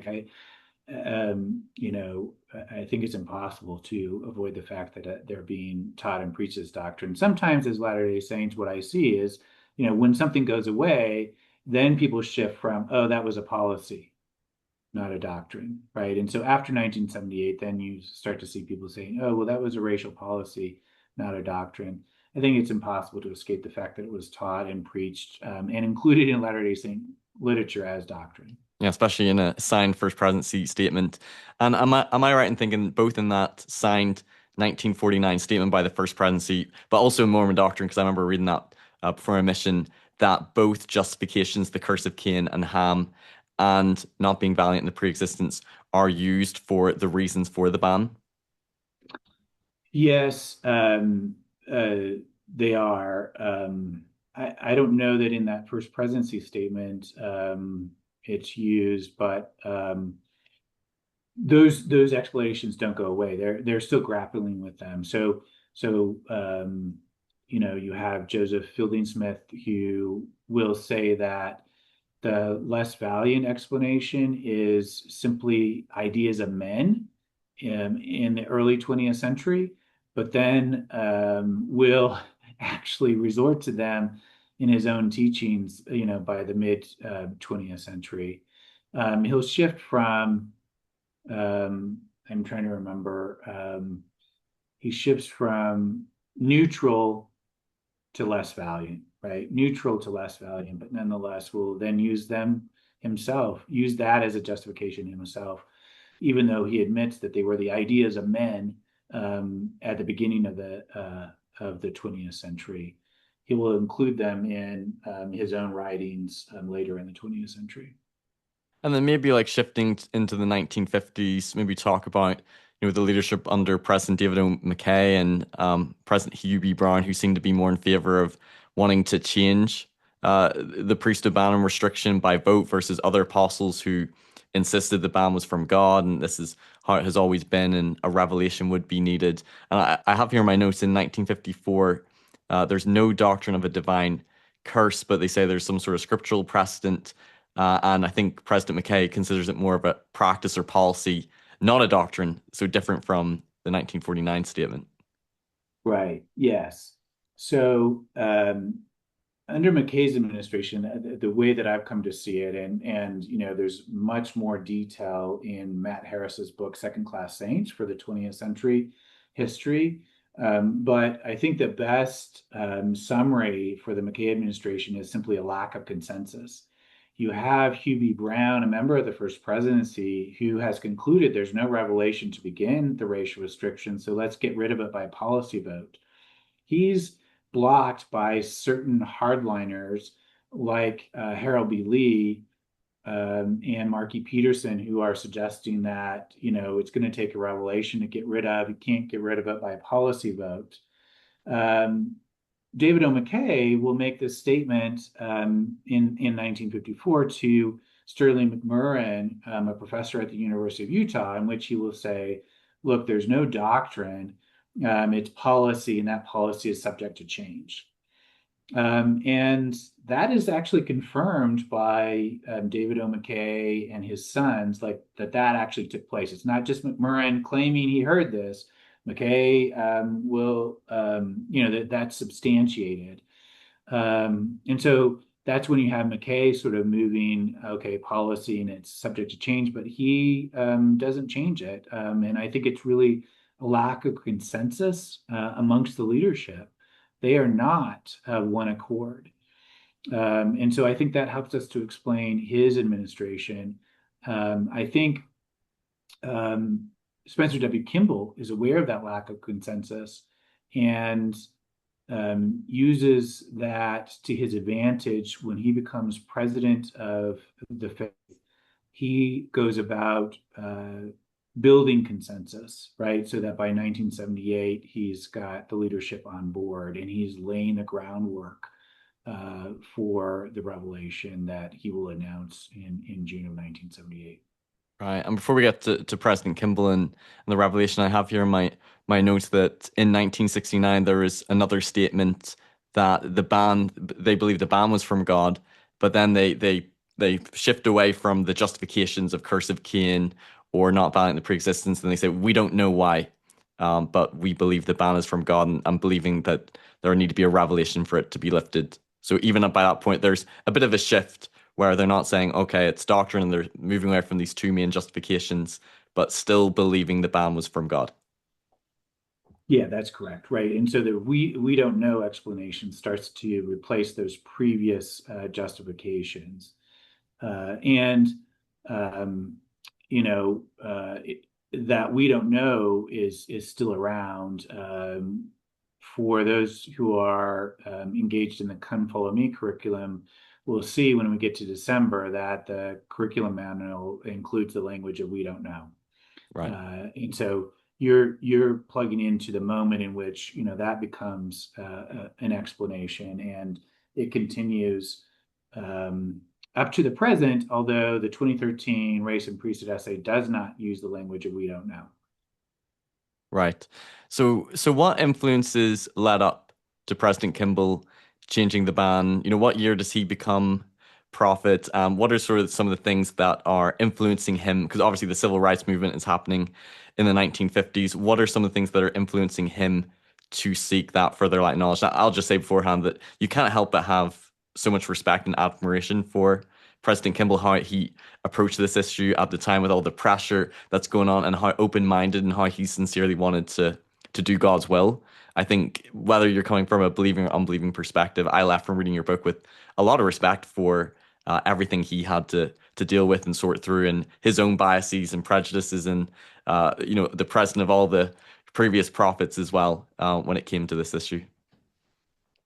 Yes, yeah, no, I think that's right. I think so. He becomes president of the faith in 1973, and like I said, I think he's aware because he was involved.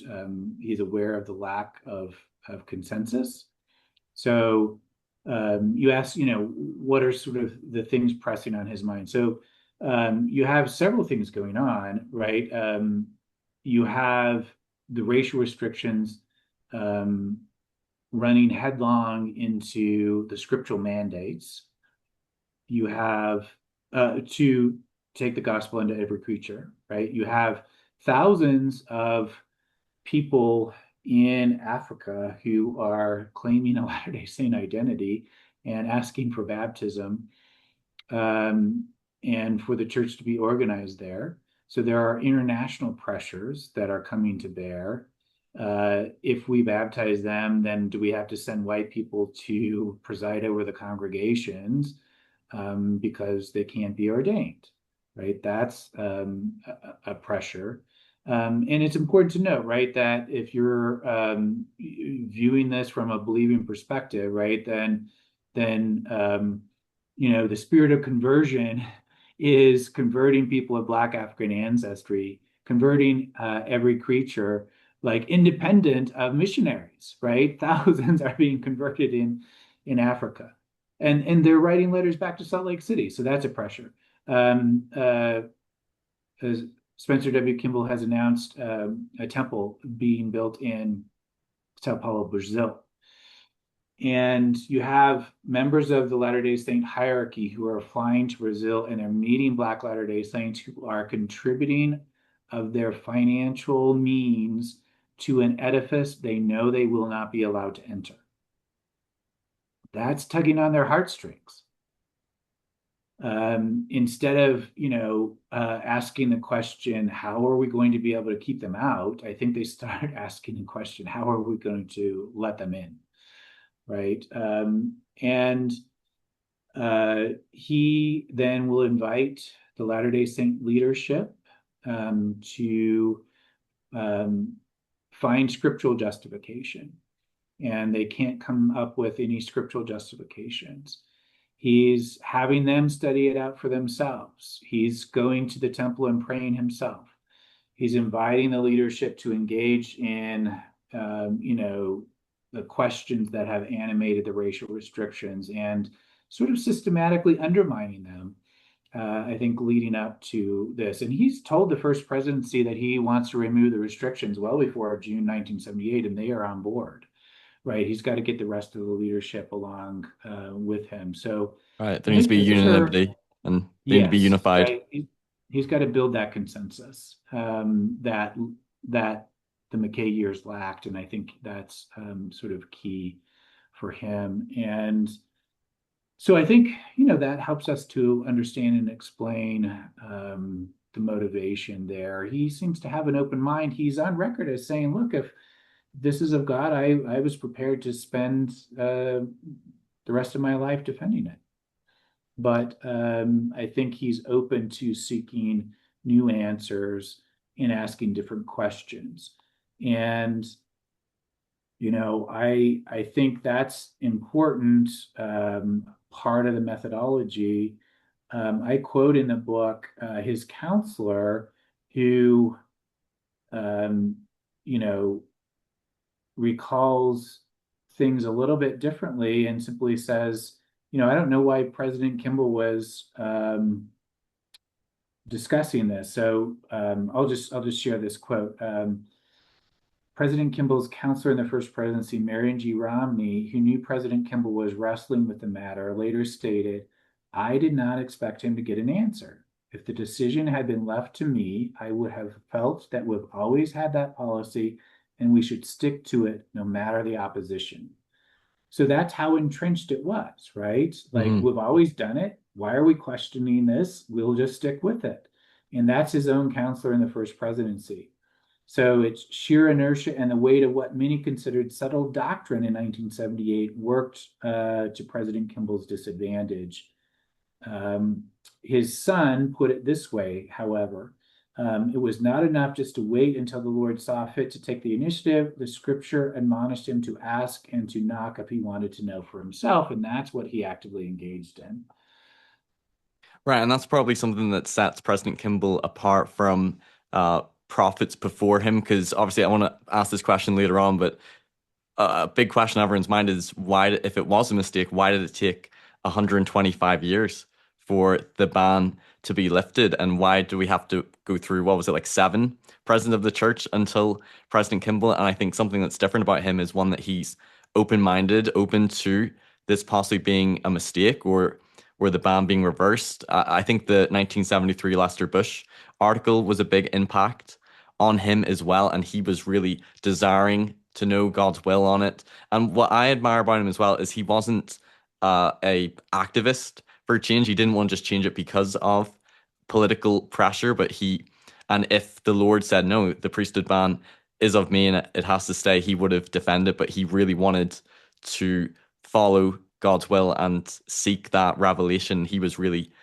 seeking for that further light and knowledge, whereas maybe previous prophets and apostles, like you said with his first counselor, had more of the attitude of this is the way it's always been. Yeah, no, I think that's right. And I'm glad you brought up the Lester Bush article. So you have to undermine the existing narrative, and Lester Bush's article does that. And we know now that there is a marked up copy of that article amongst Spencer W. Kimball's papers. So he's read it and he's engaged with it, right? So you have to undermine the existing narrative that the racial restrictions were in place from the beginning. And Lester Bush's article does that. It says, look, you can't trace this to Joseph Smith. You trace it to the Utah period under Brigham Young, and it undermines the existing narrative. Uh, and Spencer W. Kimball is willing to do that, right? Willing to reconsider things, and he's asking the leadership, "Hey, what are the scriptural justifications?" And they're coming back to him and saying, "Well, we really can't find any, right?" So they're questioning things that had many had considered settled doctrine, including his own counselor, right? Right. So there's all of these different factors. Obviously, with the civil rights movement, there's some universities that don't want to play football against BYU, so there's a little bit of public pressure, you could say, embarrassment. There's the Brazil temple. He's reading the Lester Bush article, and it seems that he wants the other apostles to get on board. I think he wanted the band to change probably for years, but he felt like he wanted everyone to be united on it. And I remember I have this little quote from, I think he said this to his son. He said, I have wished the Lord had given us a little more clarity in the matter. I know the Lord could change his policy and release the ban and forgive the possible error which brought about the deprivation. So he seemed to be open to wanting that further light and knowledge. And maybe this could have been an error or a mistake, which it seems that other past prophets and even current apostles maybe weren't as open to it being an error as he was. Right. Yes. No, I think so. I think so. He's got that open attitude. Exactly. So maybe we could talk then about the experience of them, releasing the ban or stopping the ban on the priesthood and the experience they had fasting and praying in the temple. I believe two of the apostles weren't present, but the first presidency and the quorum of the 12 were having their weekly meeting. And my understanding is, didn't he present sort of like this declaration to them, and they wanted to release the ban, and then they sort of sought the Lord for confirmation of this, if this was his will. Maybe talk a little about that. Yeah, that's right. So he's presented it to the first presidency well before June of 1978, gotten them on board, and then bringing the quorum of the 12 along with him. And so yes, when they meet on July 1st, 1978, they meet in their meeting in the Salt Lake Temple for a prayer circle, and they're asking for confirmation of a decision that's been made, right? So they're asking for divine guidance on this decision that President Kimball has arrived at. So it's not, just something that happens out of the blue, right? He has done the work, laid the groundwork, and asking for confirmation. And you have, I think most of the people who are present who leave their own remembrances of that, and they describe it as, a very sacred and holy experience, and all of them unified behind the decision to remove the restrictions. Like there's no one there that is opposed. Like they believe they are then doing the will of the Lord, and it's a very unifying experience. There are two people who aren't present. They let them know, they sign on, and then by June 8th, they make the public announcement, and that's why that becomes the date that we commemorate. But June 1st is the day that they met in the temple, and to a person, they describe an otherworldly experience. Right. They have this profound spiritual experience. It reminds me of Doctrine and Covenants 9. It almost seems like a good example of studying it out in their mind and proposing this and then seeking confirmation from the Lord. And when they're in that prayer circle, having a profound spiritual experience. I believe one of them said it's like they had this unity of feeling, and one of them described it like similar to like a Pentecostal experience, or during the dedication of the Kirtland Temple. So a very strong spiritual experience that many of them had, that gave them this unity of feeling that this was the Lord's will to take away the priesthood and temple ban, and then it goes to the Quorum of the 70, and then it goes to the church and to the world. Yes. Yeah, no, I think that's a good summary. Yeah. So then what was the reactions to by the general membership for the lifting of the ban? Like, was there any people who, sort of left the church or opposed the decision? Or it seems that the vast majority of people sustained and were happy about the removal of the priesthood ban. Yeah, the vast majority, I think, were enthusiastically in favor. There were those who left the faith in the wake of this. And Edward Kimball, who is Spencer Kimball's son, quotes a couple of those letters that Spencer W. Kimball received, negative letters, calling him an N-word lover, and some responses like that. Those seem to be in the minority, uh, both within the faith and outside of the faith. Overwhelming enthusiasm. Uh, I believe he received a phone call from Jimmy Carter, the President of the United States, congratulating him. Overwhelming kind of support for this move. Right. And the church in their 2013, 2014 Gospel Topics essay officially disavow past racial teachings about black skin being a sign of divine curse or disfavor, or, justifications of black people not being valiant in the pre-existence, or interracial marriage being a sin. But they don't clearly come out and say that the ban was a mistake or not from God. I believe your view is that it was a mistake. It wasn't inspired of God. There's no real evidence for revelation, and you can clearly see that Brigham Young's justifications for the priesthood ban is the curse of Cain.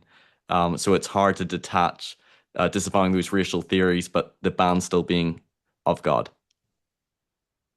Yeah, no, that's exactly right. So the 2013 Race and the Priesthood essay doesn't quite go there, right? If you're asking for my position, I do not believe the racial restrictions were of divine origins. I don't think there's any evidence to support it. And the Let's Talk About Race and Priesthood book lays out the evidence as I see it as a historian in as concise a way as I could possibly do. And remember, Deseret Book asked me to write it. I did not approach them; they approached me, and they didn't back away from me actually saying that. They just asked me to make sure I made it clear that I was only speaking for myself, and I never try to speak for anyone else. Um, so I simply say in the book, I don't believe they are of divine origins. Uh, my answers may not satisfy everyone, I say in a book. I nonetheless share what I have learned in the chance that it might be useful to others as they grapple with this history, and I speak only for myself when doing so, but I do not believe it's of divine origins, and Deseret Book published that. And there's been different explanations or justifications given by members or leaders for the ban, and you've addressed some of these in previous interviews, and I think in your book as well. But some will say, there's the "we don't know" explanation. It came from God, but we don't know why. And then I've heard other explanations that, well, the gospel went first to the Jews and then to the Gentiles, or in the Old Testament it was the Levites who had the priesthood to officiate in the temple, not other tribes. So there's precedent for God maybe choosing one people or one race before another, and this could have been the same in our day and our time when it came to the priesthood and temple rituals. What would be your response to that? Yeah, so I address each of those in the Let's Talk About Race and Priesthood book because I find them to be post revelation justifications that continue to be used by Latter-day Saints to justify the racial restrictions rather than root out racism. You're giving cover to racism rather than rooting it out when you're using those justifications, in my estimation. And the leadership of the faith have asked Latter-day Saints to root out racism and lead out in abandoning attitudes and actions of prejudice. And I do not believe that giving life to those justifications is doing the work of rooting out racism. So I address each of those in the book. My answer to "we don't know" is the book itself. So this book says what we know, and I just find it unpersuasive that we don't know where the racial restrictions came from because there's a flood of new evidence that has come to light. And Brigham Young directly claims that he knew. He states so boldly and deliberately in 1852. So he claims to know. I don't find the "we don't know" answer persuasive. The Jews first, then Gentiles is also just trying to find a, a justification rather than actually grappling with the weight of the racial restrictions. We've already substantiated that Joseph Smith says the gospel is to be preached unto every creature, claims 5 Revelations saying so. And I guess something that doesn't work is that the priesthood was given to blacks originally under Joseph Smith as well. So it wasn't, first to the whites and then to the blacks, because Joseph Smith ordained men to the priesthood and they had access to temple rituals. Exactly. Yeah, no, that's exactly right. So, you have to argue against the revelations of the Restoration if you're going to make that kind of a parallel, and I just find it unpersuasive. And, Jesus preached to the Samaritan woman and went to the Samaritans, right? Like there's even New Testament ways of undermining that rationale. The tribe of Levi explanation is also a bad explanation in my estimation. The tribe of Levi was given power to administer rituals in behalf of the other tribes. So the tribe of Levi welcomed the other tribes into the tabernacle. The racial, priesthood, and temple restrictions do the opposite. They expel people of Black African ancestry They from exclude them. temple and priesthood ordination. It's not a parallel. It's simply not. So one, even if you're restricting the priesthood to the tribe of Levi, you're not restricting the rituals that you suggest are necessary from the other tribes. The tribe of Levi are the modern day equivalent of temple workers, if you want to use any sort of parallel, and they're welcoming people into the tabernacle to perform the rituals that are prescribed. The racial, priesthood, and temple restrictions do the opposite. So I don't see that as a valid justification. And then you have some Latter-day Saints who will say, well, this was necessary, or being racially equal would have brought the church down. You had to conform to cultural norms of the time. And that explanation ignores the fact that Latter-day Saints are practicing and preaching polygamy, which brings the scorn of the nation down upon them, and they still say that they're willing to stand against that scorn. But it also violates something that Latter-day Saints love to quote. It's the Wentworth letter, Joseph Smith's Standard of Truth, where he says, "No unhallowed hand can stop the work from progressing." And yet the suggestion is that treating Black people equally would have. Once again, find it unpersuasive. And Yeah. then the other explanation that I continue to hear is, well, everyone was racist back then. And so That's what I want to bring up next, because on the one hand, we talked about it's important to understand the cultural environment and milieu, and that there were people that had these prejudices and slavery was legal, and the predominant view of the time was that blacks were inferior. So someone could say, well, everyone was racist, so that sort of justifies it, and we can just make allowances, and it's okay because everyone was racist at that time. So there's nothing bad about it. yeah, utter nonsense. That one just does not sit well with me either. First of all, uh, Joseph Smith was a product of the 19th century, and he sanctioned the ordination of black men to the priesthood and open temple policies. Uh, Orson Pratt, also a product of the 19th century, advocating for black male voting rights. Brigham Young says we just as well make a bill here for mules to vote as Negroes and Indians. So Orson Pratt, also a product of the 19th century, is actually advocating a progressive notion of black male voting. Sidney Rigdon, a product of the 19th century, he believed that the nation's founders established, quote, a government where every man should be free, the slave liberated from bondage, and the colored African enjoy the rights of citizenship. In his view, the country was founded on principles designed to ensure that all people enjoyed equal rights to speak, to act, to worship, with peculiar privileges to none. These are people who are products of the same 19th century. So you can't simply say, well, everyone was racist back then. If one person articulated full racial equality, then that is a possibility for a 19th century context. Right. So I want to ask you next about, is there scriptural justification for it? And I think you said, under President Kimball, they didn't feel like there was a strong scriptural basis for it. I want to ask you a couple of questions about passages in the Book of Moses and the Book of Abraham that Sure. people might cite to that either include the curse of Cain or the curse of Ham or being a justification for the not having the priesthood. So the first one, in the Book of Moses, so this is chapter 7, it says there was a blackness that came upon all the children of Canaan, which would have been Ham's son, that they were despised among all people. And verse 22 says, the seed of Cain, for the seed of Cain were black and had not place among them.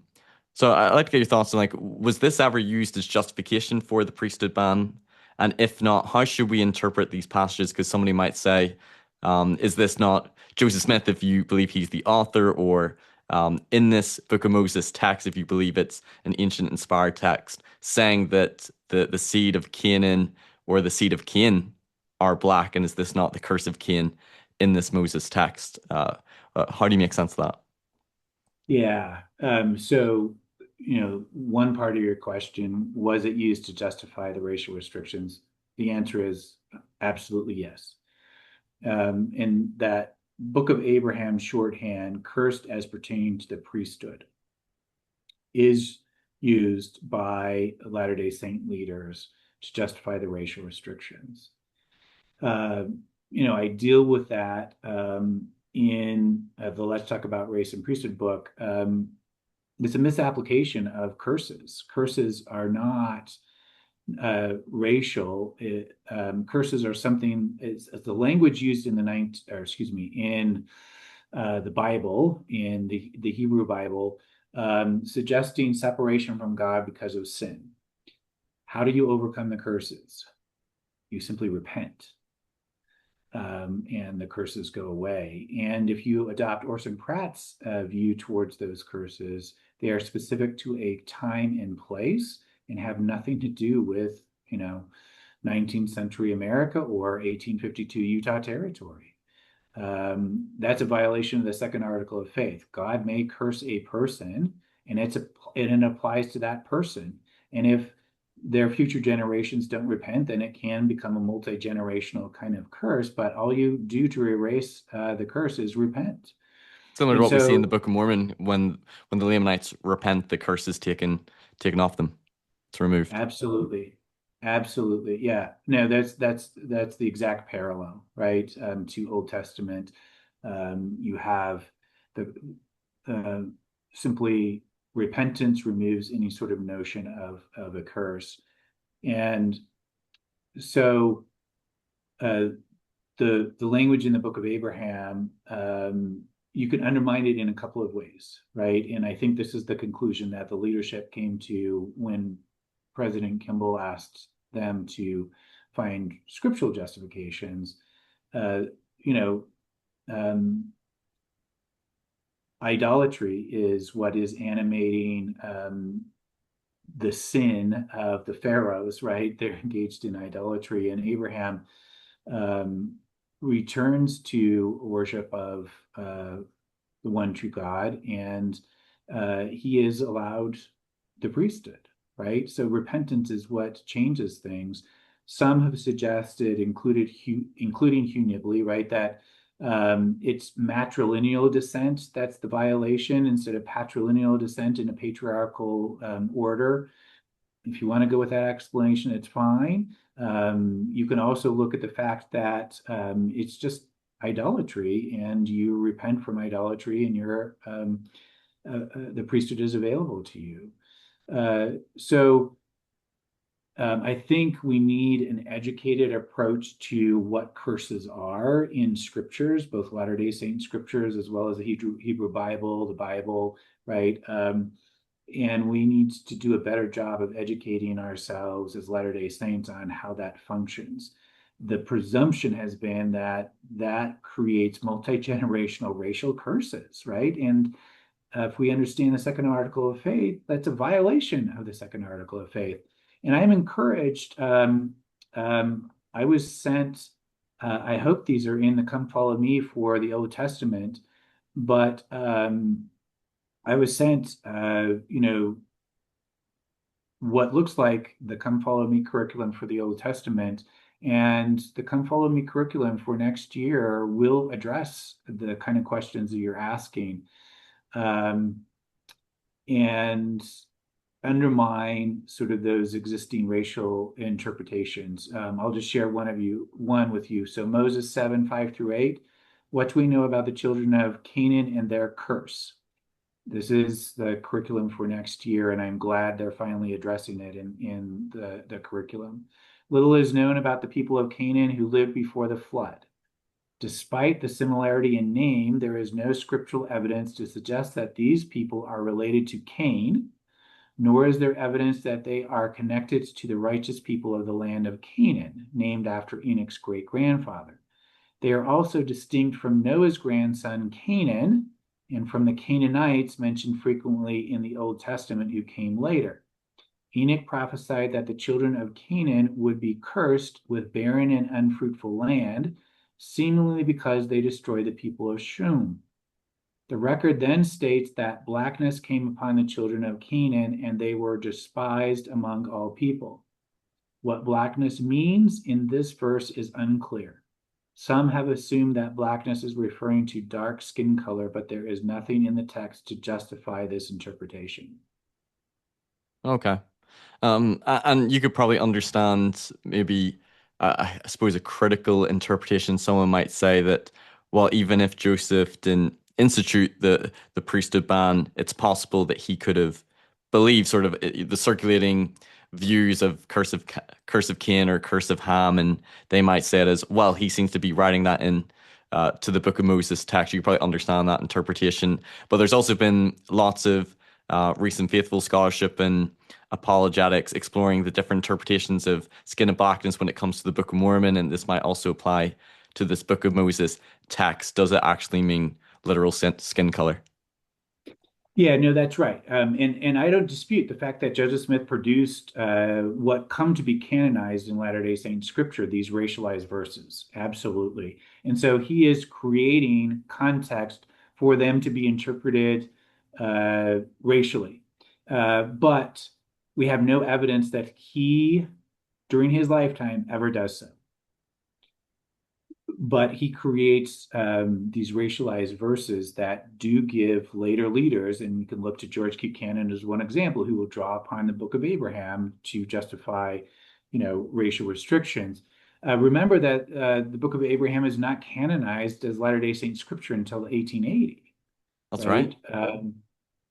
But nonetheless, yeah, they are drawn upon to justify the racial restrictions.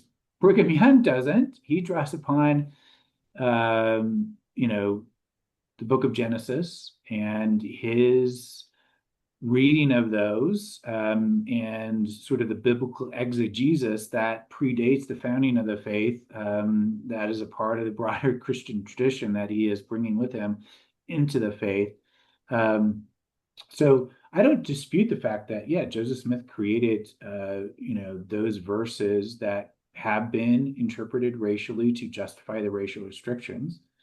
But I think it's important to note that he himself does not interpret them that way, and does not implement a racial priesthood restriction. Yeah, that's an important point. So I just want to ask final sort of wrap up questions here, just finishing up. One question that I think kind of gets to the heart of this issue is, there's some really, offensive, racist quotes which are indefensible, and you don't try to defend them. And that's one thing I appreciate about the book is it's not really apologetics trying to defend some of the statements or the policies by past prophets and apostles. But, one question people have is because in the church, and I was sort of brought up with the view and understanding that, the prophets speak for God, he's the mouthpiece of the Lord, and had some of these views and assumptions, which I think came from both, my local ward and stake, but probably also from what I was hearing at General Conference, that prophets are always communing with the Lord and they're revealing his will. But then, if this was a mistake and wasn't revelation or inspired of God, how did we go 125 years without the Lord saying to one of his prophets to stop this, to take away the ban? This is not my will. How did we go seven presidents of the church and so all the apostles that there would have been as well? Why 125 years for this to be taken away? And for some, they might feel like this, some of the racist teachings, which later are now disavowed doctrine, some might feel that, how can I even believe that they're really, really prophets, that they really have this direct line to God? And this probably challenges some of our views and understanding of how prophets receive revelation. But how would you address someone who brings up that point or that criticism? Yeah, the racial priesthood and temple restrictions automatically raise the question of prophetic fallibility. And that's where people go with this. And I know this is heavy history, it's challenging. For the question of, how does it drag on for so long? As a historian, I see it unfolding in the ways that I articulate in the book, right? So that each succeeding generation, unwilling to violate the precedent of the prior generation, even though Brigham Young's precedent of racial restriction is a violation of Joseph Smith's precedent of open priesthood and temples. After Brigham Young, right, each succeeding generation unwilling to violate the generation of the last. And that's why I included that quote from Marion G. Romney. Hey, we've always done this. It's always been in place. So to address the question of how can it go so long, that to me is the answer, right? Right, it went unquestioned and unchallenged. It was this false memory that it's been instituted from Drew Smith from the beginning. This is the way it's always been. God instituted the ban. And I think one of the things we learn about how revelations are received, by looking at Joseph Smith and the revelations and the Doctrine and Covenants, comes from inquiring and wrestling over and pondering and seeking that further light and knowledge. And I guess you don't see too many examples of many before President Kimball doing that. Yeah, and I think, maybe there's sort of a false assumption amongst Latter-day Saints, right? That God comes down and intervenes in really dramatic ways. I know the founding of faith is grounded in, Joseph Smith's theophany, claiming to see Jesus Christ and God the Father. And I think then sometimes Latter-day Saints assume that Jesus meets the Latter-day Saint leadership with a white shirt and tie on in the Salt Lake Temple once a week. And I'm not sure that that's actually the case. So I think there may be false assumptions that animate people's vision of how things run. And, you have, I included a quote from President Uchtdorf. He was president at the time that he gave this, and so I use the word president. If we stop asking questions, stop thinking, stop pondering, we can thwart the revelations of the Spirit. How often has the Holy Spirit tried to tell us something we needed to know, but couldn't get past the massive iron gate of what we thought we already knew? And Marion G. Romney's statement is an example of that. He thought he already knew the answer. Why ask the question? And I think that explains why it drags on for as long as it does, and the lack of consensus in the Mackay administration, right? Those are my answers as a historian. It raises the question of prophetic fallibility. Um, in my estimation, and this is what I say in the book, we don't need an infallible prophet because we have an infallible Savior. This points me more directly to faith in Jesus Christ. I firmly, as a Latter-day Saint, value being a member of a faith tradition that is led by a prophet. The prophets are uh, explicitly told to confirm faith in Jesus Christ and point us towards Jesus Christ. They're supposed to be special witnesses of Christ. And so, uh, you know, that is what their call and role is, and anything that um, detracts from that, right? Brigham Young suggesting that Black people are cursed descendants of Cain. Um, I don't think he got that right. He also uh, suggested the Adam God theory, right? And the institutional church has disavowed that, and President Kimball called that a heresy, right? So that's one prophet calling a teaching by another prophet a heresy. The first presidency disavowed his teaching on blood atonement in 1889. I think Brigham Young gave us those three really challenging and difficult teachings, and the leadership has distanced itself from all three of them. But it took until 2013 for the last one, for the distancing of the last one. So um, I address in the Let's Talk About Race and Priesthood book the notion of prophetic fallibility. I sort of give the readers my take on that, and that was at the request of Deseret Book.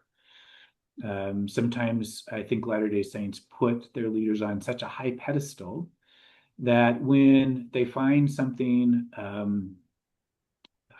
out that isn't quite perfect or quite right, it causes them to lose their faith. The first principle of the Latter-day Saint gospel is faith in Jesus Christ, not faith in Brigham Young, not faith in Joseph Smith, not faith in Russell M. Nelson. It's faith in Jesus Christ, and there's a reason for that. And I think just linking on to this, that one of the fears or the effects, I know that it had this effect upon me whenever I first learned about this history shortly after my mission, and sort of having this view of prophets, not that I viewed them as morally perfect, but probably doctrinally inerrant. It wouldn't have been part of my worldview or assumptions that a prophet could teach something incorrect or something that's later disavowed as doctrine, and it can cause people to then feel a lack of certainty. How do I know that the prophets today, that what they're teaching as doctrine or as policy is true? What if it changes? What if it's later disavowed? And if prophets can sometimes be wrong about some of their ideas or what they think is doctrine, then how can we trust that they are right and that they are reliable spiritual guides and servants of the Lord? I guess, how would you address that to someone who feels if they've been wrong about big things like this which have impacted people? How can I trust they're right today about things that they teach? Yeah, no. To me, those are questions that are the price of discipleship, right? So, the Latter-day Saint gospel is grounded in agency. Anytime you give human beings agency, things are going to get messy really quickly.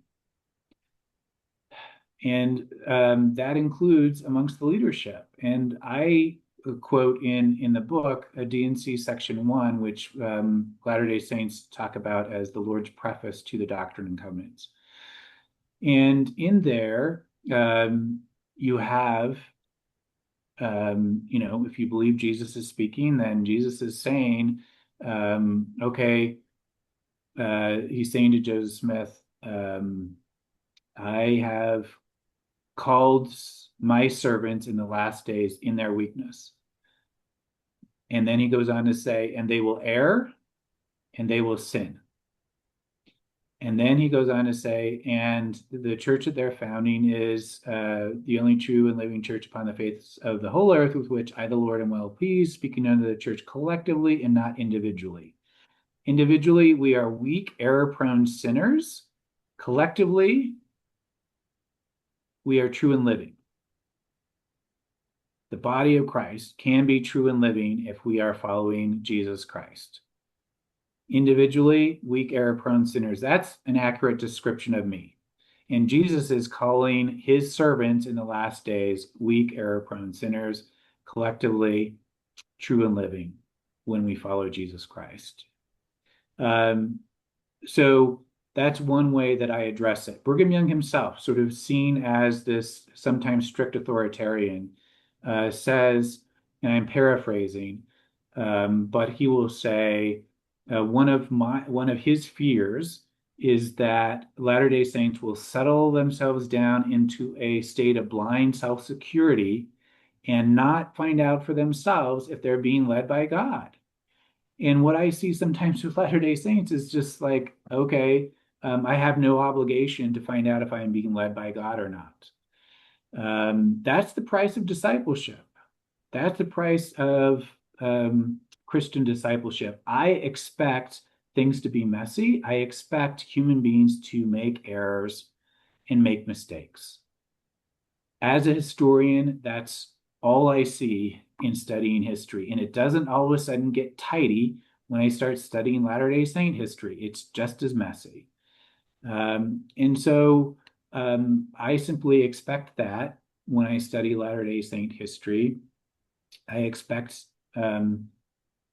there to be mistakes, and I expect errors, and I expect sinners who are seeking to do the best they can in following Jesus Christ.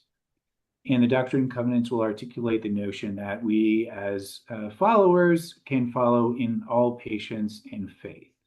And sometimes it takes a lot of patience, 130 years with the racial restrictions. And we're in 2025, and I'm still not convinced that we are past them. I think you have to spend 130 years unteaching the false teachings that sustain them, right?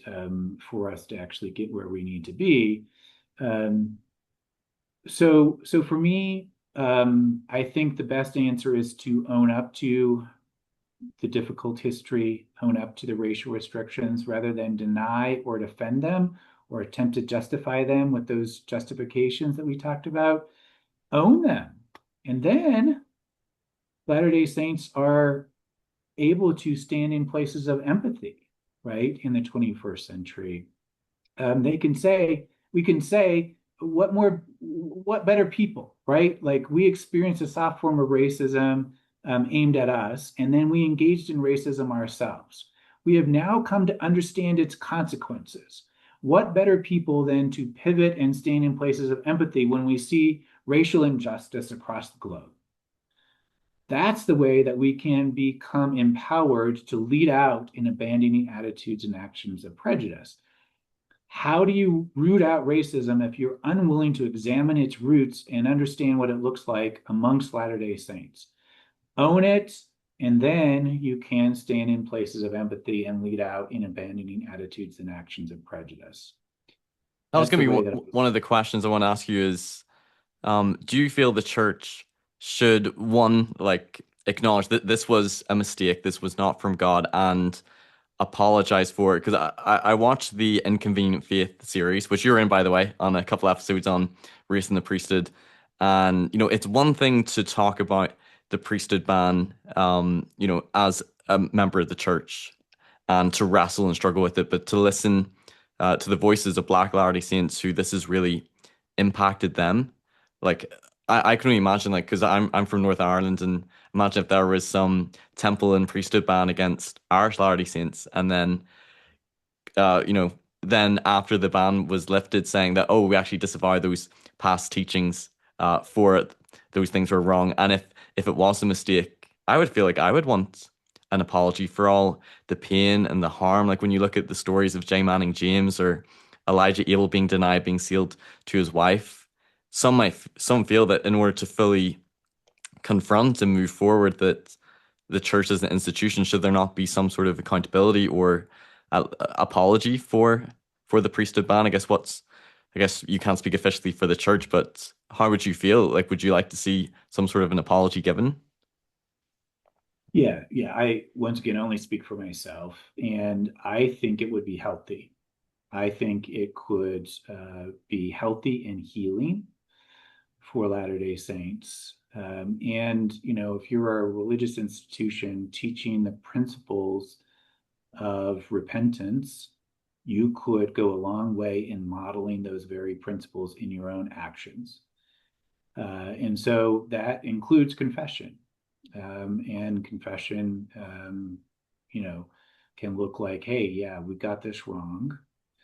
And here are the things that we are doing to rectify what we got wrong and to make restitution for what we got wrong. Follow the principles of repentance that the faith teaches. And if the institution were willing to do that, I think it would bring about healing and be a very healthy move forward for the faith. Yeah, no, I totally agree with you there. I want to ask you on some people have pointed to similarities between, the priesthood ban and perhaps similarities to gay marriage in the church, and some feel that, I think this is a current divide we're seeing in the church between those who look at the family proclamation like this is the church's doctrine, it's unchangeable marriage is only between a man and a woman, and others who might have views that perhaps there could be further light in knowledge, or is this a similar scenario that church leaders, because of their own cultural biases and their doctrinal assumptions and understanding, is this stopping a future revelation being received for perhaps more inclusion for LGBT or gay marriage? I guess, what are some similarities you see to the priesthood ban, and any, I guess, differences between future gay marriage in the church and the removal of the priesthood ban? Yeah, so similarities, one potential similarity is simply, okay, is this just an example of borrowing from the surrounding cultural attitudes and actions around gay marriage, right? And we've seen, at least in opinion polls, pretty dramatic shifts around approval ratings for gay marriage. And I'm thinking of what I'm familiar with in the United States. I think it's more dramatic even in Europe and other locations. Um, so is this simply a part of the cultural context that gets imported into the faith? And those are questions that the leadership of the faith have to address, right? Those are well outside of my, purview, but that is one potential parallel, right? That people can point to. And there's certainly been a Um, shift from, I remember whenever I read through Spencer W. Kimball's book on, oh, what was it, Miracle of Forgiveness, and some very, strong things said against, homosexuals as well, and a softening away from, being gay being a choice or a perversion or grotesque as well, and treating heterosexual sin similar to homosexual sin in the church, and I think even more inclusive or softening of policies towards LGBT people. But then the church's still current doctrinal position is marriages between a man and woman. Any sexual relations outside of that would be considered breaking the law of chastity. right, right. And once again, right, so the Church of Jesus Christ of Latter-day Saints has as one of its articles of faith the notion of continuing revelation. So anything like that is open to continuing revelation. That's just bound up in the faith because it's one of its 13 articles of faith.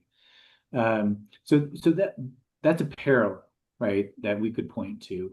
I think it's important to also note that there are some differences. So you can be a gay Latter-day Saint in the 21st century and qualify for a temple recommend. You could not, and priesthood ordination. You could not be Black and be ordained to the priesthood and go to the temple. No matter how That's righteous you were. correct. No matter how otherwise worthy you might be.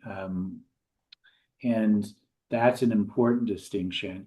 I I surround the 1978 revelation in the Let's Talk About Race and Priesthood book with the experience of Frida Lucretia McGee-Ballou, simply because I think her experience is pretty profound. She was baptized in 1909 in a creek outside of Tylertown, Mississippi. Within 1 month of the June 1978 revelation, she's traveled over 1,000 miles to be in the Washington, D.C. temple to be sealed by proxy to the love of her life, her deceased husband. Before June of 1978, she could answer the temple recommend questions exactly the same as a white person, and the white person be admitted and her denied.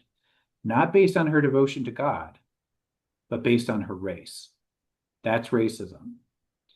And that's distinct from being a gay Latter-day Saint in the 21st century. You can qualify for a temple recommend and priesthood ordination based on your devotion to God and adhering to Latter-day Saint standards. Now, you can't be same-sex sealed in a Latter-day Saint ritual. I realize there's a distinction. But nonetheless, it's important to note that being Black disqualified you. It wasn't grounded in your adherence to Latter-day Saint principles. And being gay doesn't disqualify you from temple admission if you adhere to Latter-day Saint principles. Right. And then the other distinction is there is historical precedent for Black priesthood ordination, and we've talked about that. Yes. And I'm not aware of historical precedent for gay marriage. Once again, completely open to continuing revelation, right? And that's a founding principle of the faith. But at the same time that we talk about parallels, I think it's important to talk about distinctions, and those are two important distinctions that I see. Right. So I just want to give you your final thoughts, but I like in the book how you talk about the 1978 revelation, not so much as a development or further light and knowledge, but really a correction and a return to the original gospel ideal of full racial equality, inclusion, the gospel being to all people and all having access to the temple ordinances. And I guess maybe just any final thoughts you have is what we can do as members of the church to root out racism and try to confront and not justify our past racial history, but to, I guess, move forward from it and also not condemn those who are part of, the perpetuation of the priesthood and temple ban. Yeah. So yes, I see June of 1978 as a return of the church to its universal roots. It's a restoration, in fact, to the founding scriptures of the restoration. And so not taking the church in a new direction, but actually restoring it to its original universalism. In terms of, what we can do, I think learning our history, and it's difficult history, it's uncomfortable history. History is not always meant to affirm us. Sometimes it's meant to challenge us. And I think we need to learn the history so that we can, like I mentioned earlier, stand in places of empathy in the 21st century and then lead out.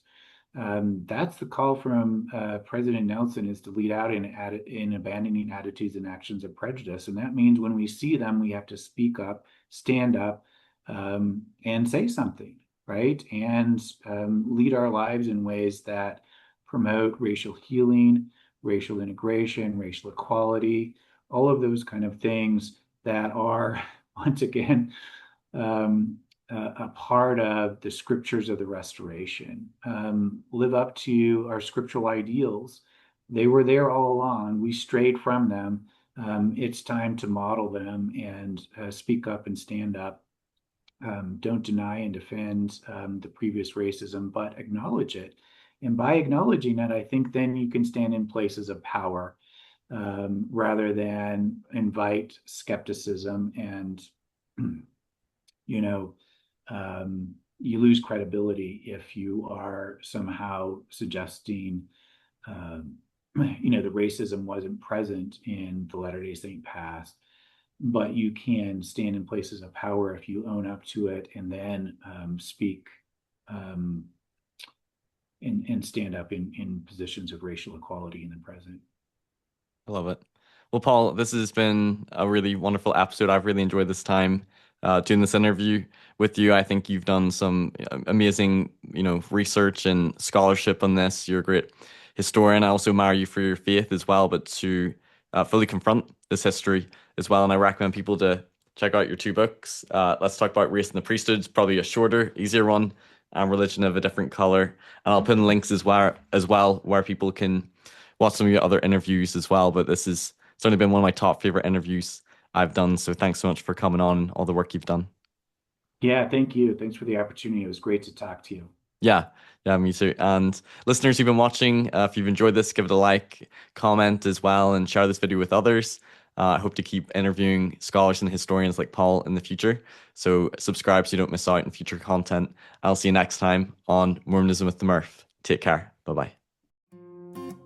Thanks everyone for watching this episode. If you've enjoyed it, please give it a like, share it with others who might benefit, and don't forget to subscribe so you don't miss any future content. You can also listen to these episodes on podcast form on Anchor or Spotify, and you can follow me on Facebook, Instagram, and TikTok.